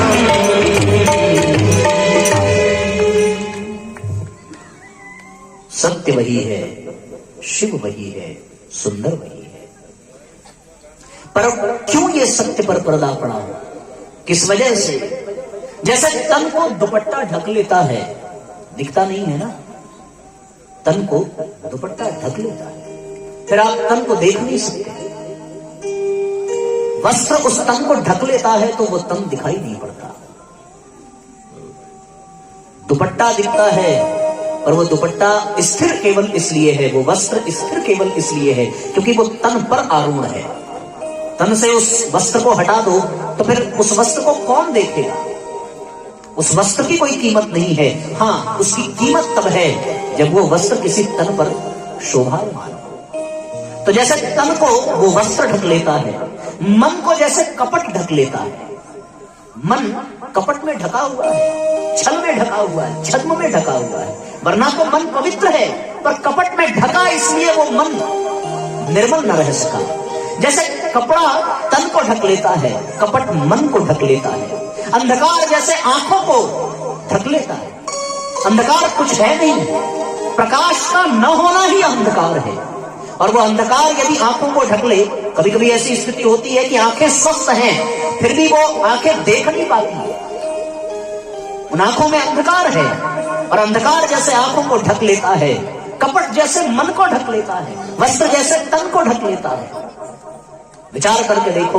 और फिर साथियों, स्वार्थ जैसे स्नेह को ढक लेता है। स्वार्थ की बुद्धि आ जाए तो स्नेह समाप्त हो जाता है, स्नेह पर स्वार्थ का पर्दा पड़ जाता है। और फिर जिस प्रकार से अज्ञान बुद्धि को ढक लेता है, बुद्धि तो परमात्मा की देन है, पर उस बुद्धि पर यदि अज्ञान का पर्दा चढ़ जाए तो फिर वो बुद्धि भी ज्ञान से कोसों दूर हो जाती है। बुद्धि को जैसे अज्ञान ढक लेता है, चित्त को जैसे संस्कार ढक लेते हैं, प्रेम को जैसे काम ढक लेता है, आत्मा को जैसे वासना ढक लेती है, उसी प्रकार सत्य को माया ढक लेती है। और उस माया के बंधन के कारण सत्य प्रतीत नहीं होता। उस माया से पार चलो तो वो सत्य अनुभव होगा, लेकिन उस माया के कारण सत्य ढका रहता है। ऐसी बात है। फिर से दोहरा दूं, वस्त्र जैसे तन को ढक लेता है, कपट जैसे मन को ढक लेता है, स्वार्थ जैसे स्नेह को ढक लेता है, अज्ञान जैसे बुद्धि को ढक लेती है, अंधकार जैसे नेत्रों को ढक लेता है, काम जैसे प्रेम को ढक लेता है, वासना जैसे आत्मा को ढक लेती है, संस्कार जैसे चित्त को ढक लेते हैं, वैसे ही माया सत्य को ढक लेती है। और जब तक वो माया का पर्दा है भैया, तब तक सत्य का दर्शन नहीं। उस परम सत्य का अनुभव करने के लिए माया के पार जाना होगा। ये माया ही कपट है, ये माया ही काम है, ये माया ही कुसंस्कार है, ये माया ही अंधकार है, ये माया ही अज्ञान है, यही माया वासना है, यही माया स्वार्थ है, यही माया वस्त्र है, और यही माया कपट है। सब माया के ही पर्याय हैं। जब ये ढक ले तो फिर सारी चीजें शुद्ध होते हुए भी वो अपने मूल से भटक जाती हैं। इसलिए उस सत्य को यदि अनुभव करना है, जो शिवम है, कल्याणकारी है, आनंददायक है, उसको प्राप्त करने के लिए इस माया को पार करना पड़ेगा। शास्त्रवेत्ता तत्ववेत्ता ये कहते हैं कि इस माया से पार होने के लिए साधारण दृष्टि से काम नहीं चलेगा, साधारण कानों से काम नहीं चलेगा, साधारण त्वचा से काम नहीं चलेगा, इस दुनिया में बनाई गई साक्षरता से काम नहीं चलेगा। उसके लिए वो तत्व दृष्टि चाहिए जिसे प्राप्त किया था अर्जुन ने, जिसे प्राप्त किया था काकभूषणी ने, जिसे प्राप्त किया था संजय ने, जिसे प्राप्त किया था कौशल्या ने, जिसे प्राप्त किया यशोदा ने, जिसे प्राप्त किया विवेकानंद ने, जिसे प्राप्त किया गांधी सुभाष ने, जिसे प्राप्त किया परम पूज्य गुरुदेव ने। उस तत्व दृष्टि को प्राप्त करने के पश्चात ही व्यक्ति इस माया के प्रभाव से ऊपर उठ सकता है और फिर सत्संग पंडाल में आना और मनुष्य जन्म को प्राप्त करना, फिर उसका उद्देश्य ही केवल यही है कि भैया उस तत्व दृष्टि को पाना है। देखो ये जो आंखें हैं, ये नेत्र इंद्रियां जो हैं, ये हमें कहां से मिली है? माता पिता की देन है। माता पिता के संयोग से ही जीव उत्पन्न होता है और उसे देह की प्राप्ति होती है। तो फिर ये देह में जो आंख है, जो नेत्र है, ये माता पिता की वजह से प्राप्त होते हैं। लेकिन फिर इस आंख में जो दृष्टि है वो किसकी वजह से प्राप्त होती है? विचार करके बताइए। आंख तो माँ बाप की कृपा से मिल जाता है, पर आंख में देखने की ताकत माँ बाप नहीं दे सकते। आंख में देखने की ताकत तो भगवान ही दे सकता है। आंख मिल जाएगी माँ बाप की कृपा से, पर उस आंख में चमक, उस आंख में दृष्टि, ये कहां से मिलेगी? ये कोई गुरु ही दे सकता है और कोई नहीं दे सकता। बिना गुरु के दृष्टि नहीं मिल सकती। तो ये आंख तो जरूर माँ बाप की कृपा से मिल जाते हैं, पर इस आंख में दृष्टि गुरु कृपा से ही संभव हो पाती है। इसीलिए व्यक्ति जन्म लेता है तो उसके माँ बाप उसके गुरु के पास ले जाते हैं। आचार्य देवो भव, वो विद्यालय में पहुंचाते हैं, किसी गुरुकुल में पहुंचाते हैं कि मैंने आंख तो प्रदान कर दी। माताएं आंख में काजल लगा देती हैं, आंख को सुंदर बना दी, पर वो आंख देखने की बात उसके भीतर कहां से आएगी? दृष्टि उसको कहां मिलेगी? थोड़ी और गहराई में चलो, आंख भी माँ बाप की कृपा से मिल जाती है। आंख में देखने की ताकत भगवान की कृपा से मिल जाती है, पर आंख में जो दृष्टि है वो दृष्टि केवल और केवल गुरु कृपा से ही मिलती है। बिना गुरु की कृपा के दृष्टि संभव नहीं। कल्पना करके देखो, संत एकनाथ की कथा आती है। एकनाथ ने एक बार, एकनाथ नहीं, संत नामदेव की एक कथा है कि उन्होंने एक बार घर में रोटी बनाई और जैसे ही रोटी बना करके रखा, एक कुत्ता आया, रोटी उठाया और लेकर के भाग गया। संत नामदेव उस कुत्ते के पीछे पड़ गए। किसी ने रास्ते में कहा कि अरे भगवान, कुत्ता ही तो है, रोटी ही लेकर के जा रहा है, दूसरी बना लेना, कौन सी बहुत बड़ी संपत्ति लेकर भाग रहा है। संत नामदेव ने कहा ये कुत्ता आपकी दृष्टि में होगा, मेरे लिए तो ये साक्षात विठ्ठल है, साक्षात भगवान है। बोले ऐसा कैसे? बोले कुत्ता तुम्हारे पास आ सकता है, पर सच्चाई ये है कि मेरे पास मेरे भगवान के सिवा कोई आ ही नहीं सकता। और मैं इसलिए दौड़ रहा हूं कि इस रोटी में अभी घी लगाना बाकी था। अरे घी लगा लूं, उसके बाद ये रोटी ग्रहण करे तो मुझे भी संतोष होगा कि मैंने घी वाली रोटी अपने भगवान को समर्पित की। कुत्ते में भी भगवान को देख लेना। आंख से केवल वो कुत्ता ही दिखेगा, पर जब गुरु कृपा से उस आंख में दृष्टि प्राप्त हो जाएगी तो फिर वो कुत्ता भी भगवान दिखने लगेगा। हम लोग मंदिर में चले जाएं और मंदिर में जाकर के जब वापस लौटे तो फिर उससे पूछो किसी व्यक्ति से कि भैया तुमने मंदिर में क्या देखा, किसको देखा? और जैसे ही आप पूछोगे कि मंदिर में किसको देखा, तो वो बताना प्रारंभ कर देगा कि मैंने मंदिर में मिसेस सिंह को देखा, मिसेस पांडे को देखा, मिसेस मिश्रा को देखा, मिसेस तिवारी को देखा, ऐसे ऐसे वो बताता चला जाएगा। क्यों? क्योंकि उसके पास केवल आंख है। लेकिन जब गुरु कृपा से उसे दृष्टि मिल जाए तो फिर वो मिसेस राम को भी देखने लगेगा, मिसेस श्याम को भी देखने लगेगा, मिसेस विष्णु को भी देखने लगेगा। फिर साक्षात उसे माता सीता के दर्शन होंगे, फिर उसे राधा रानी की कृपा प्राप्त होगी, फिर भगवान विष्णु की पत्नी माता लक्ष्मी के दर्शन होंगे। पर यह कब होगा? जब उसके आंख में गुरु कृपा की दृष्टि प्राप्त हो जाए। दृष्टि के मिल जाने से ही दृश्य बदल जाता है, वरना तो बात बिगड़ जाती है। मंदिर में जाकर के देखो, तुम्हारे आंख उस मंदिर में लगी हुई पत्थर की मूर्ति को देखेंगे, लेकिन अगर तुम्हें दृष्टि मिल गई तो फिर उसी मूर्ति में तुम्हें भगवान नजर आएंगे। फिर ये चलती फिरती दुनिया आपको केवल और केवल एक अजीब लगेगी, लेकिन जिस दिन दृष्टि मिल गई गुरु कृपा से उस आंख में, उस दिन क्या होगा? उस दिन हर कण में शंकर दिखने लगेगा, हर जीव में परमात्मा दिखने लगेगा। और ये संभव कब है? जब वो दृष्टि प्राप्त हो। कौन सी? जो अर्जुन को मिली थी, जो कौशल्या को मिली, जो यशोदा को मिली, जो काकभुसुंडी को मिली। और वो दृष्टि कैसे मिलेगी? वो भैया दृष्टि केवल और केवल गुरु कृपा से ही मिलेगी, वरना तो और कोई रास्ता नहीं है। बंदौ गुरुपद पदुम परागा, सुरुचि सुवास सरस अनुरागा, अमीय मोरिमय चूरन चारु, समन सकल भव रुज परिवारु। गुरु की दृष्टि से ही संभव है। दृग दोष विभंजन गुरु कृपा से ही, गुरु चरणों की रज से ही हमारे नेत्रों के दोष मिट जाते हैं। गुरु कृपा हो जाए तो व्यक्ति की दृष्टि बदल जाती है, जीवन बदल जाता है। और जब जीवन में दृष्टि आ जाए तो फिर शरीर के प्रति आकर्षण नहीं होगा। दृष्टि मिल जाए तो फिर जिस शरीर को देख करके हम लालायित हो रहे थे देह भाव से, तो फिर वो शरीर क्या दिखेगा? केवल एक चमड़ा दिखेगा। और उस शरीर के भीतर रक्त, मांस, मवाद यही प्रतीत होंगे। लेकिन ये कब होगा? जब वो दृष्टि मिल जाए। और वो दृष्टि न मिले तो फिर माया के प्रभाव से ये शरीर सुंदर दिखेगा।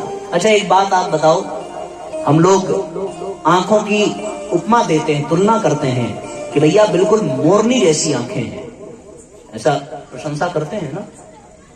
तो ये आंखें मोरनी जैसी लगती हैं जब हम इनको बिना गुरु कृपा वाली दृष्टि से देखते हैं। विचार करके देखो, इन आंखों से निकलता क्या है? केवल और केवल आंसू और कीचड़। जिन आंखों को हम इतना सुंदर मान रहे हैं, उन आंखों में से कीचड़ निकलता है, आंसू निकलते हैं। मैं आपको एक दृष्टि दे रहा हूं इन आंखों को देखने की। विचार करके देखो। लोग कहते हैं साहब तुम्हारी नाक बिल्कुल तोते जैसी है, इस नाक से निकलता क्या है? कल्पना करके देखो। कल्पना करने से मन खराब हो जाएगा, सच में देख लिया तो उठ के भाग जाओगे। सोचो, जिस आंख को हम बहुत सुंदर मानते हैं, जिस नाक को हम बहुत सुंदर मानते हैं, उसमें भरा क्या है? अब वो सुंदर दिखेगा कभी? ये जो अंदर तक देखने की बात है, ये गुरु कृपा से ही प्राप्त हो सकती है, वरना तो नहीं मिल सकती। जिस चमड़े के इस शरीर को हम बहुत सुंदर कह रहे हैं, जरा चमड़ा हटाकर उसके अंदर भी तो देखो। अंदर झांक करके देखो तो आपको क्या मिलेगा?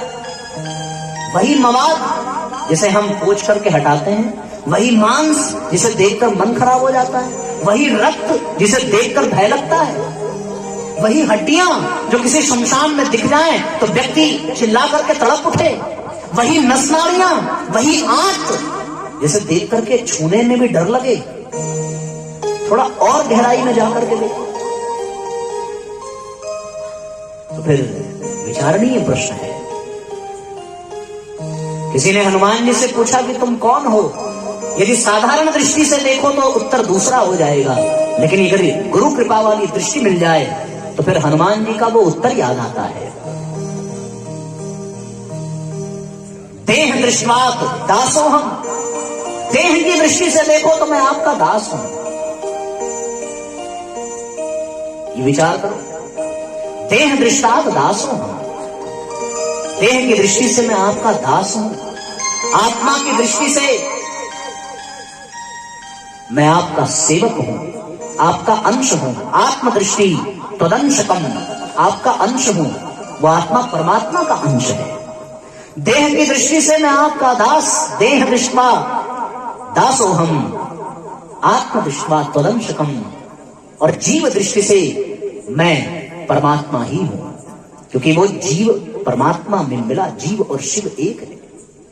ये हनुमान जी का उत्तर है, पर ये कब है? जब वो दिव्य दृष्टि प्राप्त हो जाए।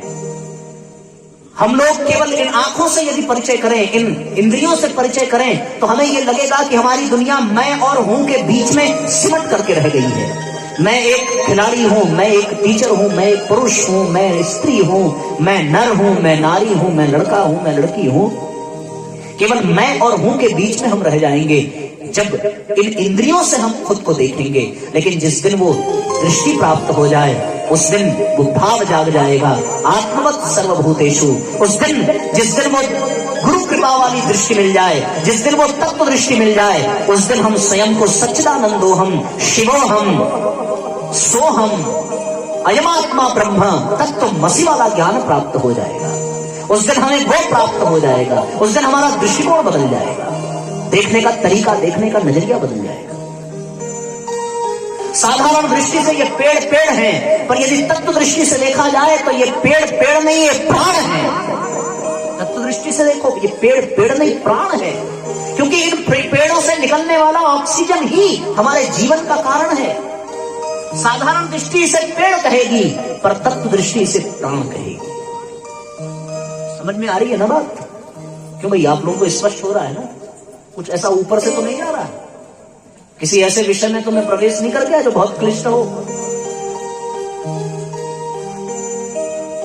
कठिन लगे तो बता देना, लेकिन मैं थोड़ा ऐसे ही विषय पसंद करता हूं जो थोड़ा थोड़ा ऊपर से जाए, क्योंकि ऊपर से जाएगा तो आपकी जिज्ञासा बढ़ेगी, और जिज्ञासा बढ़ेगी तो आपकी लगन बढ़ेगी, और लगन बढ़ेगी तो आप लगोगे, और लगोगे तो जानोगे, और जिस दिन जान गए उस दिन आनंद आ जाएगा। इसलिए लगो भैया, लगन बढ़ाओ, जिज्ञासा बढ़ाओ। और मैं सत्य कहता हूं कि ये अपना जो अध्यात्म क्षेत्र है, ये संख्या पर निर्भर नहीं है कि पंडाल में कितने लोग हैं, इसके आधार पर किसी कार्यक्रम की सफलता को नहीं आंका जाना चाहिए। अध्यात्म संख्या का नहीं, सांख्य का विषय है। यहां संख्या का महत्व नहीं है। यहां तो ये व्यासगादी, ये व्यासपीठ उतनी ही उदारता से, उतनी ही मस्ती से अपने बातों को लुटाएगी, फिर सामने चाहे 1000 बैठे हों, चाहे केवल एक बैठा। और फिर बात यह भी है कि जो सुन रहे हो आप, केवल आप ही नहीं सुनोगे, इसे YouTube के माध्यम से हजारों सुनेंगे। तो फिर मैं ये मान करके चलता हूं कि सामने तो 1000 लोग बैठे हैं। आप भले 100-200 लोग रहो, पर ये जाएगा हजारों तक। तो फिर उनके लिए भी तो एक विशेष होना चाहिए। तो फिर क्या वही घिसी पिटी बातें, वही उपासना, वही साधना, वही आराधना, जिसे आप सुन सुन करके पक गए होंगे। कुछ नया लो और जिज्ञासा को बढ़ाइए, कुछ लगन को बढ़ाइए, और फिर लग जाइए उसको जानने में। कैसे मिलेगी वो दृष्टि? वो मिलेगी केवल और केवल गुरु कृपा से। और एक बार जीवन में गुरु की कृपा हो जाए, एक बार जीवन में भगवान की कृपा हो जाए, तब वो दृष्टि मिलेगी। कौन सी?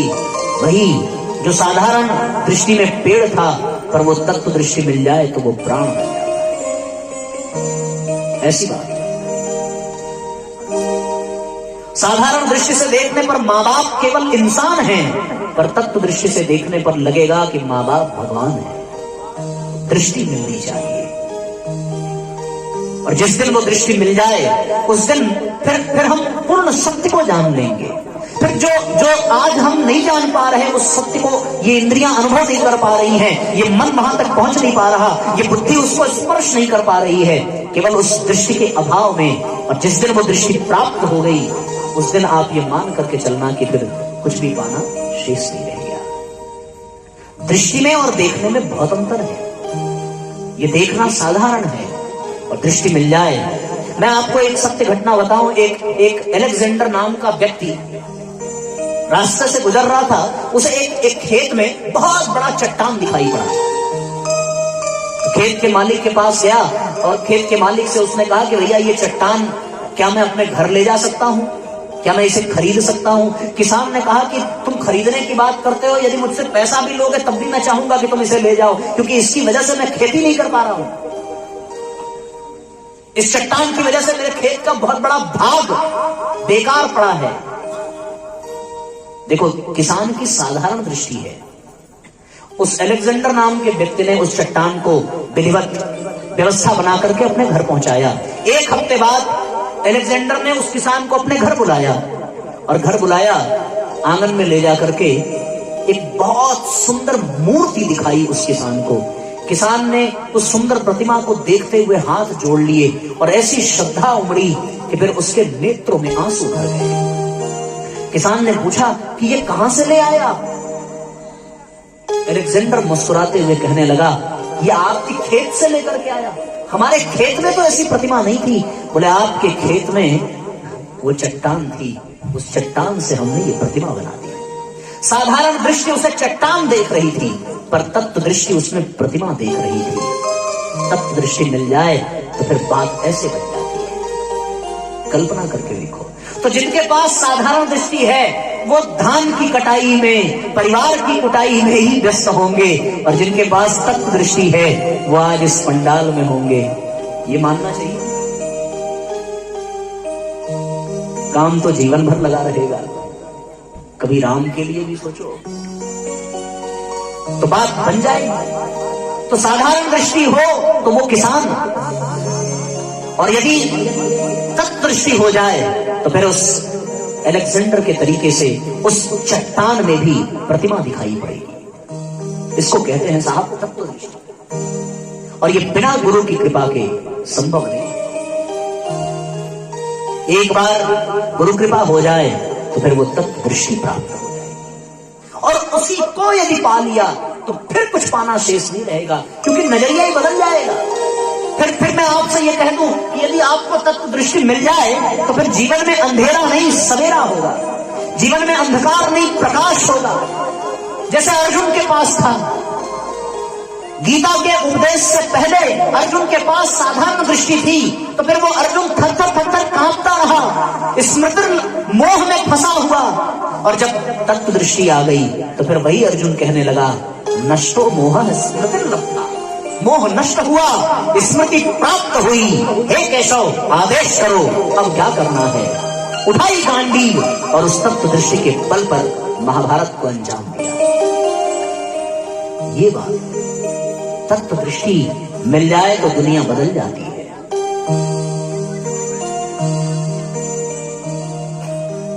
साधारण दृष्टि हो तो दूसरे घर की आई हुई लड़की बहू जान पड़ेगी, पर बाबूजी तत्व दृष्टि हो तो वो बहू नहीं बेटी जान पड़ेगी। ये साधारण दृष्टि हो तो फिर वो सास जान पड़ेगी, और तत्व दृष्टि हो तो वो केवल पति की नहीं अपनी भी मां जान पड़ेगी। साधारण दृष्टि वालों के लिए कानून बना है, वो कहा गया ना मदर इन लॉ, मतलब वो कानून की नजर में मां है, हमारी नजर में मां नहीं है। Father in law, brother in law, सब कानून की नजर में है। लॉ मतलब कानून ही होता है ना, मैं गलत तो नहीं समझ रहा हूं ना। तो वो कानून के नजर में मां बन गई, कानून के नजर में वो बाप बन गया, कानून के नजर में वो भाई बन गया। पति इन लॉ नहीं होता, पति कानून की नजर में केवल नहीं बना है। ये बड़ी विडंबना है साहब। पत्नी इन लॉ नहीं हुआ, wife in law, husband in law, ऐसा कोई सिस्टम नहीं बना। लेकिन mother in law, father in law, brother in law, ये सब केवल कानून के नजर में बने, लेकिन पति साहब कानून की नजर में नहीं बना। पति सच में पति बना, हमारी नजर में पति बना। वो सास का अहित कर देगी, वो ब्रदर इन लॉ का अहित कर देगी, वो ससुर का कर देगी, पर पति का नहीं करेगी। क्यों? क्योंकि पति में उसकी तत्व दृष्टि है, पर सास ससुर में साधारण दृष्टि है। जब तक साधारण दृष्टि है तब तक वो कानून के नजर में मां है। जिस दिन तत्व दृष्टि आ गई उस दिन अपनी नजर में वो मां बन जाएगी। फिर वो जो ननद है वो सिस्टर इन लॉ नहीं रह जाएगी, वो एकदम सच में सिस्टर बन जाएगी। ये कब होगा? तत्व दृष्टि मिल जाएगी। समझ रहे हो? बात पल्ले पड़ रही है ना? नहीं, आ रही है समझ में? ऐसा तो नहीं कि बस हम बोले ही जा रहे हैं। तो भैया दृष्टि होनी चाहिए। नजर बदल जाए तो नजारे बदल जाते हैं। दृष्टिकोण बदल जाए, बदला जाए दृष्टिकोण, तो इंसान बदल सकता है।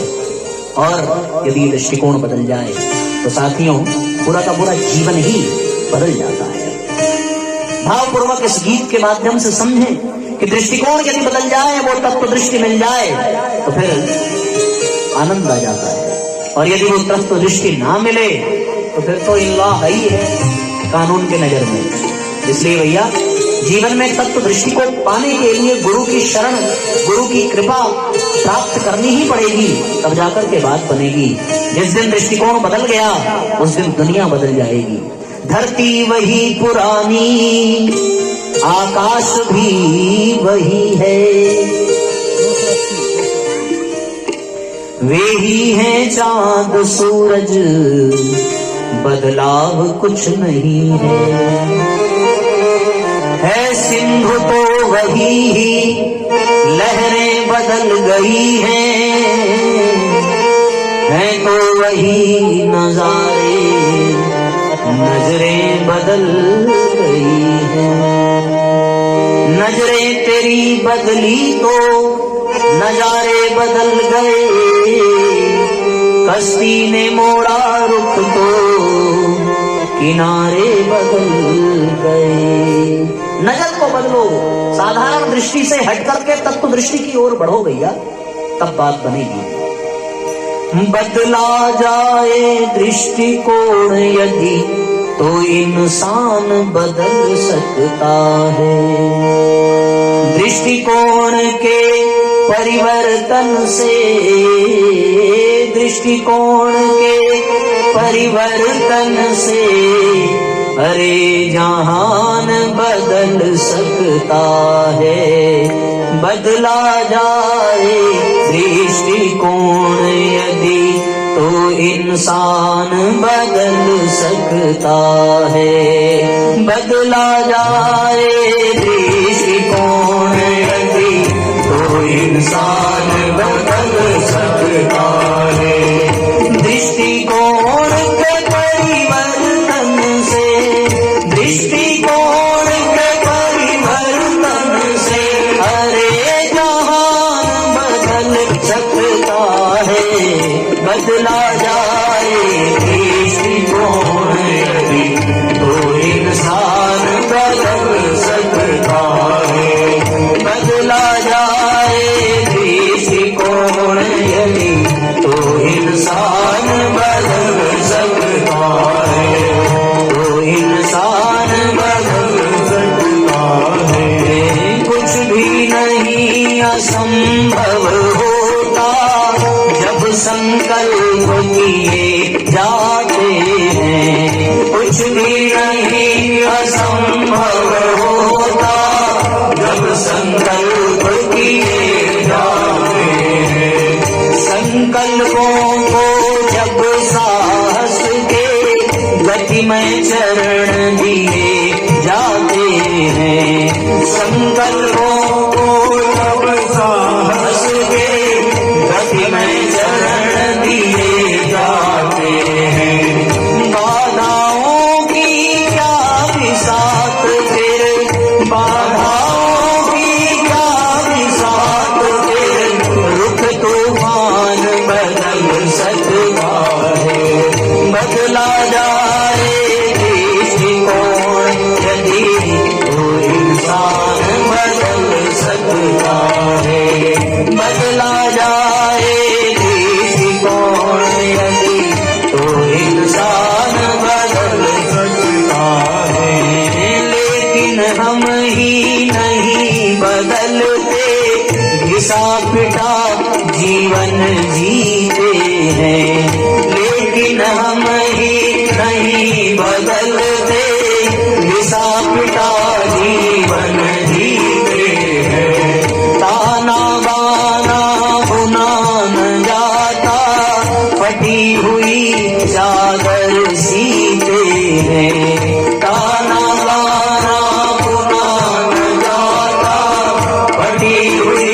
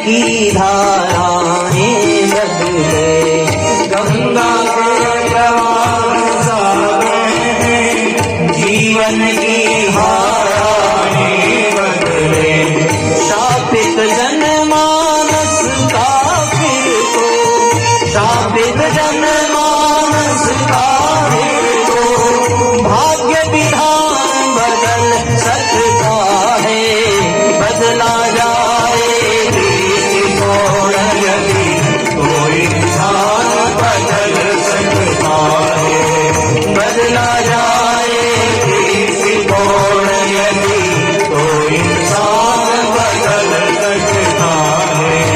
अगर ज्ञान का सूर्य उदय हो, अगर ज्ञान का सूर्य उदय हो, नवल विहान बदल सकता है, बदला जाए दृष्टिकोण बदल सकता है, बदला जाए दृष्टिकोण यदि तो इंसान बदल सकता है। आसमान किसको क्या कहता, धरती किसको टोका करती, आसमान किसको क्या कहता, धरती किसको टोका करती, मंजिल दूर भगाती किसको, गति किसको कब रोका करती, मंजिल दूर भगाती किसको, गति कब किसको रोका करती, सबको ही प्रकाश देने को, सबको ही प्रकाश देने से क्या दिन मान बदल सकता है, बदला जाए दृष्टिकोण यदि तो इंसान बदल सकता है,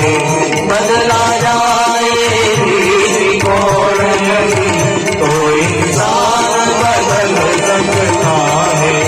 दृष्टिकोण के परिवर्तन से, दृष्टिकोण के परिवर्तन से अरे महान बदल सकता है, बदला जाए दृष्टिकोण यदि तो इंसान बदल सकता है, बदला जाए दृष्टिकोण यदि तो इंसान बदल सकता है, बदला जाए दृष्टिकोण यदि तो इंसान बदल सकता है, तो इंसान बदल सकता है, तो इंसान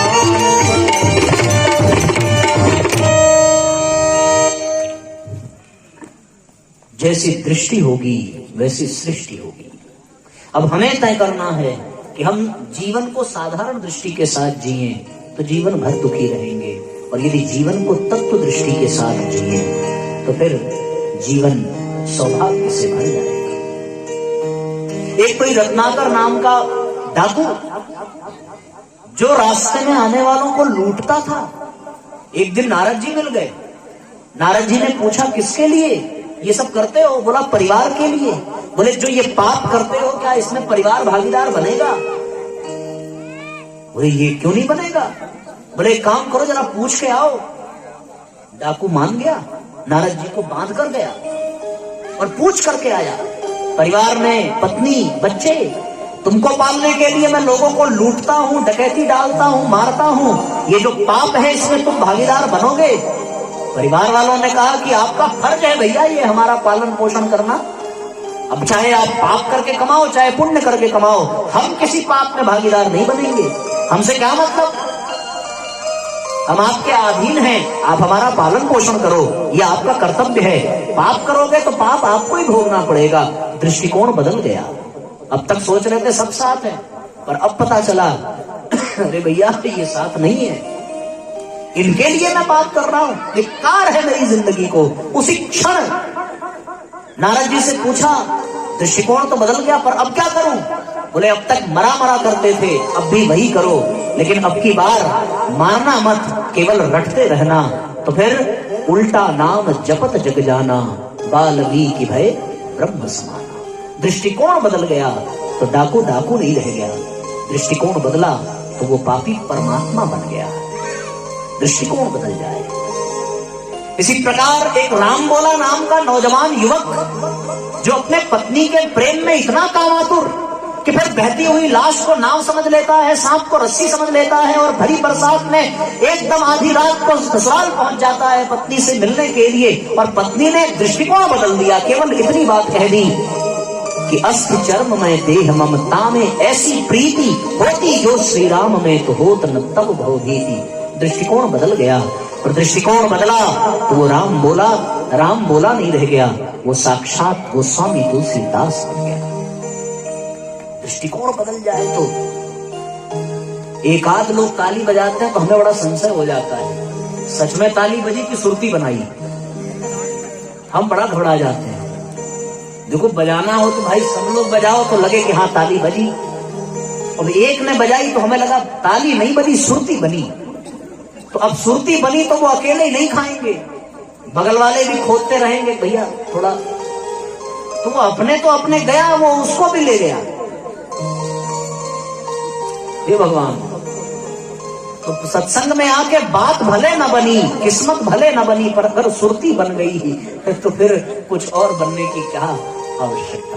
तो साधारण दृष्टि होगी महाराज तो सुरती ही बनेगी, और अगर दिव्य दृष्टि तत्व दृष्टि होगी तो किस्मत बनेगी। अब आपको सोचना है कि सुरती बनाओगे या किस्मत बनाओगे। सुरती बनानी थी तो फिर धान का खेत ही अच्छा था, कम से कम उसमें हाथ व्यस्त रहते तो सुरती न बनती, धान कटता। यहाँ हाथ खाली है तो धान नहीं कट रहा, तो भैया सुरती बन रही है। अरे राम रे राम, सत्संग प्रवचन पंडाल में भी आने की बात अगर सुरती बने तो क्या हाल, फिर क्या होगा। फिर तत्व दृष्टि तो बहुत दूर, ये तो साधारण दृष्टि भी गायब हो गई। धन्य रे परमात्मा, भगवान भी देख करके हम लोगों को परेशान ही होते होंगे कि दुनिया का सबसे खतरनाक प्राणी ये इंसान ही है। तो इसलिए मैं निवेदन ये कर रहा था कि दृष्टिकोण यदि बदल जाए तो किस्मत बनती है, और ना बदले तो सुरती बना रहना।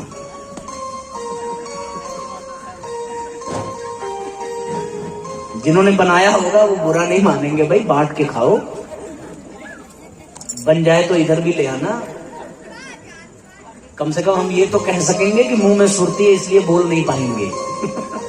हम तो ये भी नहीं कह सकते, हमें तो बोलना ही पड़ेगा। तो इसलिए तत्व दृष्टि मिल जाए तो किस्मत बनेगी, और ना मिले तो क्या बनेगी बताओ भाई, है? तो सुरती बनेगी। आज के प्रवचन का ये विषय बड़ा अच्छा। तो वो तत्वदृष्टि जब मिलेगी गुरु कृपा से, तो जैसी दृष्टि होती है वैसी सृष्टि बन जाती है। कितनी गजब की बात है। कोई नवयुवती सामने खड़ी हो, उस नवयुवती को यदि आप बहन की दृष्टि से देखो तो फिर वो बहन लगेगी। प्रेमिका की दृष्टि से देखो तो युवती वही है, पर अब वो प्रेमिका बन गई। और यदि उसे पत्नी की, धर्मपत्नी की दृष्टि से देखो तो वो पत्नी बन गई। वो कुछ नहीं बनी, वो तो जो थी वही है। आपकी दृष्टि बदली तो फिर संबंध बदल गया। सब कुछ दृष्टि पर ही है और कहीं नहीं है। भगवान जब धनुष यज्ञ में पहुंचे तो फिर जिसकी दृष्टि जैसी थी उसके लिए भगवान वैसे बन गए। जिसकी रही भावना जैसी, हरि मूरत तिन देखी तैसी। जैसी भावना थी वैसे ही भगवान, जैसा दृष्टि वैसा ही भगवान बन जाता है। ऐसे कृष्ण और बलराम भी कंस के उस मल्ल युद्ध में पहुंचे, वहां भी कृष्ण को जिसने जैसी जैसी दृष्टि से देखा भगवान वैसे वैसे दिखे। कांधे लिए गज दंत सभा में, हलधर संग आए भय हारी।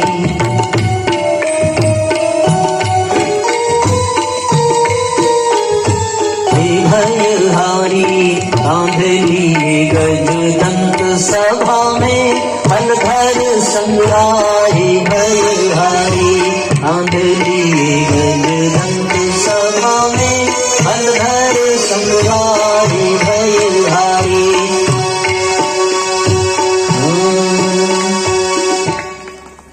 भगवान सभा में आए, और सभा में आए तो जिसने जिस भाव से देखा। वत्सला रूप में जो देखे, उन्हें छोटे से रस खान लगे। मुरलीधर मन मोहन मोहना, अपने ही जीवन प्राण लगे। नवयुवतिन को कामावतार, प्रिय दर्शन काम शरीर लगे। भक्तों को भाव से जो देखे, उन्हें प्रभु स्वयं रघुवीर लगे। जिसने जैसी दृष्टि से भगवान को देखा, उसने वैसी दृष्टि से भगवान को पाया। और हम लोग भी तो अपनी दृष्टि के अनुसार ही पाते हैं। पुरुष केवल एक ही है, पर उसे किसी ने पिता की दृष्टि से देखा तो वो पिता बन गया, किसी ने भाई की दृष्टि से देखा तो वो भाई बन गया, किसी ने ससुर की दृष्टि से देखा तो वो ससुर बन गया। दृष्टि बदली, सृष्टि बदल गई, नजारे बदल गए, व्यक्ति वही रहता है। आप लाल रंग का चश्मा पहनो, दुनिया लाल ही दिखेगी। एक आदमी, रविवार की छुट्टी थी तो पत्नी बड़ी भड़की हुई थी कि आप किसी काम में हाथ नहीं बटाते और सारा काम हमें करना पड़ता है, ये भी करो वो भी करो, बाजार से सामान भी ले आओ, आप तो बस एकदम से भगवान करे ऐसा पति किसी को न दे। बात दिल पे लग गई तो उसने कहा कि आज हम तुम्हारी सहायता करेंगे, तो लाओ आज हम साप्ताहिक सफाई करते हैं। अब वो व्यक्ति कपड़ा डस्टिंग वगैरह लेकर के पूरा अलमारी साफ करने लगा। पत्नी गई मार्केट, सामान वामान ले आई, लौट करके आई तो देख रही है कि वो अलमारी का जो कांच लगा रहता है ना, तो वो पति कपड़ा भिगा भिगा करके घिसे जा रहा है। तो पत्नी ने एक बार कांच में देखा, फिर पति को देखा, पूछी क्या रगड़ रहे हो? तो पत्नी ने, अरे देखती नहीं हो ये कांच कितना गंदा, कितना दाग दाग लग गया पूरा, और ये बड़ा बेकार लग रहा है, जम नहीं रहा है, तुम कैसे सफाई करती हो? आज देखो मैं ठीक करके दिखाऊंगा। अब वो रगड़ता जा रहा है, दाग तो छूटने को नाम नहीं लेता। तो पत्नी ने एक काम किया, बोला थोड़ी देर आप हमारी तरफ देखिए। बोले तुम्हें तो देखकर ही शादी हुई थी, बहुत तुमको देख लिया, आप काम करने दो।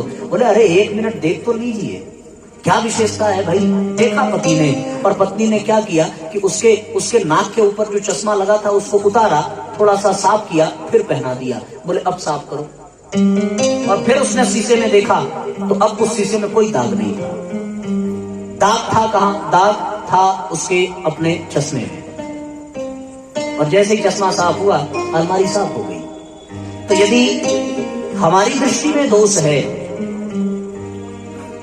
तो दुनिया बेकार लगेगी, और यदि हमारी दृष्टि में दोष नहीं है तो दुनिया हमें बहुत बेहतरीन लगेगी। एक बाग है, उस बाग में भंवरा भी जाता है, उस बाग में मक्खी भी जाती है, उस बाग में कीड़े मकोड़े भी जाते हैं, लेकिन जो भंवरा है वो भंवरा जाकर के फूल पर बैठता है। मक्खी वो जाकर के सड़े गले पत्तों पर बैठती है, और जो कीड़ा है वो बगल में बह रही नाली में जाकर के बैठता है। कीड़े के लिए वो बाग नाली के जैसा है, मक्खी के लिए वो बाग सड़े हुए पत्तों का ढेर है, पर भंवरे के लिए वो बाग फूलों का है। जिसकी दृष्टि जैसी है उसकी सृष्टि वैसी हो जाती है। यदि हमारी दृष्टि में दोष है तो ये दुनिया दोषी लगेगी, और यदि हमारी दृष्टि में दोष नहीं है तो ये दुनिया शानदार लगेगी। दृष्टि में तेरे दोष है दुनिया निहारती, दृष्टि में तेरे दोष है दुनिया निहारती। समता का अंजनांज लो, बस हो गया भजन। समता का अंजनांज लो, बस हो गया भजन। दृष्टि में तेरे दोष है, दृष्टि में तेरे दोष है, दुनिया निहारती। दृष्टि में तेरे दोष है, दुनिया निहारती। समता का अंजनांज लो, बस हो गया भजन। समता का अंजनांज लो, बस हो गया भजन। आदत बुरी सुधार लो, बस हो गया भजन। आदत बुरी सुधार लो, बस हो गया भजन। आए कहाँ से और अब जाना कहाँ तुम्हें। आए कहाँ से और अब जाना कहाँ तुम्हें। मन में यही विचार लो, बस हो गया भजन। मन में यही विचार लो, बस हो गया भजन। आदत बुरी सुधार लो, बस हो गया भजन। आदत बुरी सुधार लो, बस हो गया भजन। अच्छे बुरे जो भी तुम्हें कर्मों के फल दिए। अच्छे बुरे जो भी तुम्हें कर्मों के फल दिए। हंस कर सभी गुजार लो, बस हो गया भजन। हंस कर सभी गुजार लो, बस हो गया भजन। आदत बुरी सुधार लो, बस हो गया भजन। आदत बुरी सुधार लो, बस हो गया भजन। मन की तरंग मार लो, मन की तरंग मार लो, बस हो गया भजन भजन। मन की तरंग मार लो, बस हो गया भजन भजन। आदत बुरी सुधार लो, बस हो गया भजन। आदत बुरी सुधार लो, बस हो गया भजन। आदत बुरी सुधार लो, बस हो गया भजन।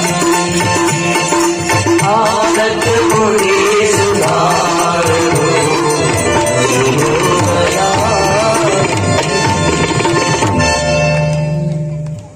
बोलिए परम पूज्य गुरुदेव की जय। बोलिए गायत्री माता की जय। बोलिए वंदनिया माता जी की जय। तो कुल मिलाकर के आज के इस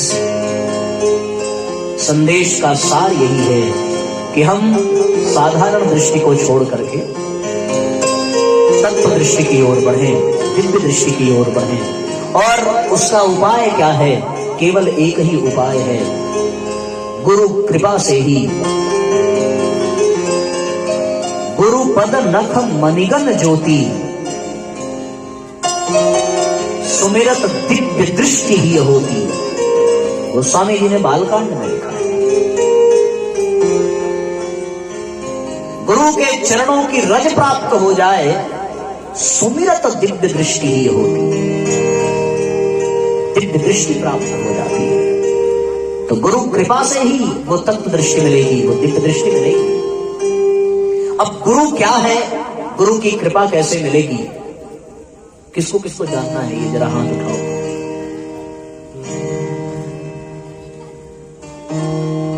बस केवल 2-4 लोग, पुरुषों में किसको किसको जानना है? आप लोगों को जानना ही नहीं है? अरे वाह।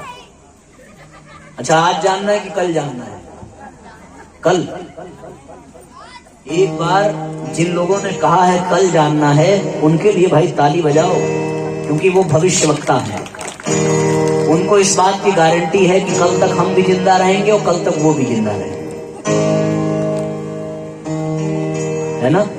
एक बार युधिष्ठिर के पास कोई दान मांगने आया, तो युधिष्ठिर ने बोला कि कल आना, आज थोड़े व्यस्त है। भीम नगाड़े बजाने लगे, अरे वाह क्या बात है, हमारे युधिष्ठिर भैया ने काल पर विजय प्राप्त कर ली। तो युधिष्ठिर आए, बोले क्या हो गया? बोले अरे आपको इतनी बड़ी उपलब्धि मिली, आप काल पर विजय प्राप्त कर पाए। बोले कैसे? बोले वो आया मांगने, आपने कहा कल देंगे, इसका मतलब ये हो गया कि कल तक आपको मृत्यु छू नहीं सकती। इसका मतलब ये हो गया कि काल आपके वश में हो गया, आप ये जान गए कि आप कल तक जीवित रहेंगे। इससे बड़ा ज्ञान और क्या हो सकता है। तो ये माताओं ने जिन्होंने कहा कि आज नहीं कल बताना, तो ये आपने काल पर विजय प्राप्त कर ली। और काल पर विजय प्राप्त करने वाला साक्षात महाकाल है, और महाकाल यदि स्त्री रूप में हो तो वो महाकाली है। तो ये इधर सब महाकालियां बैठी हैं, और जिन पुरुषों ने कहा कि नहीं भैया कल, तो कल का मतलब फिर वो महाकाल और महापाप। ठीक है, आपकी बात को सिरोधार्य करके हम लोग आरती करें, और गुरु तत्व पर हम लोग कल विस्तार पूर्वक चिंतन करेंगे कि किस प्रकार से गुरु कृपा से दिव्य दृष्टि प्राप्त होती है, गुरु कौन है, कैसे प्राप्त होगा, क्या करना पड़ेगा। ठीक है बाबूजी, 8 बज रहा है। बाकी आप सबकी इच्छा है कि कल ही, अभी भोजन बनाना है कि बन गया? बनाना है? अरे तो बड़ा कठिन काम है। हाँ तो नहीं, अगर बनाना है तो अब क्या, अपना समय जो है 5 बजे से भी प्रारंभ होता तो, पर होते होते 5:30 पौने 6 बज गया। कल केवल आखिरी दिन है, तो जितने भी साधारण दृष्टि वाले हैं उनसे बोलना कि एक दिन बाद धान काट लेना, कोई दिक्कत नहीं होगी। कल भर का है तो कल जरूर आइएगा, ठीक है। आइए आरती की तैयारी कर ले, थाल सजा लीजिए और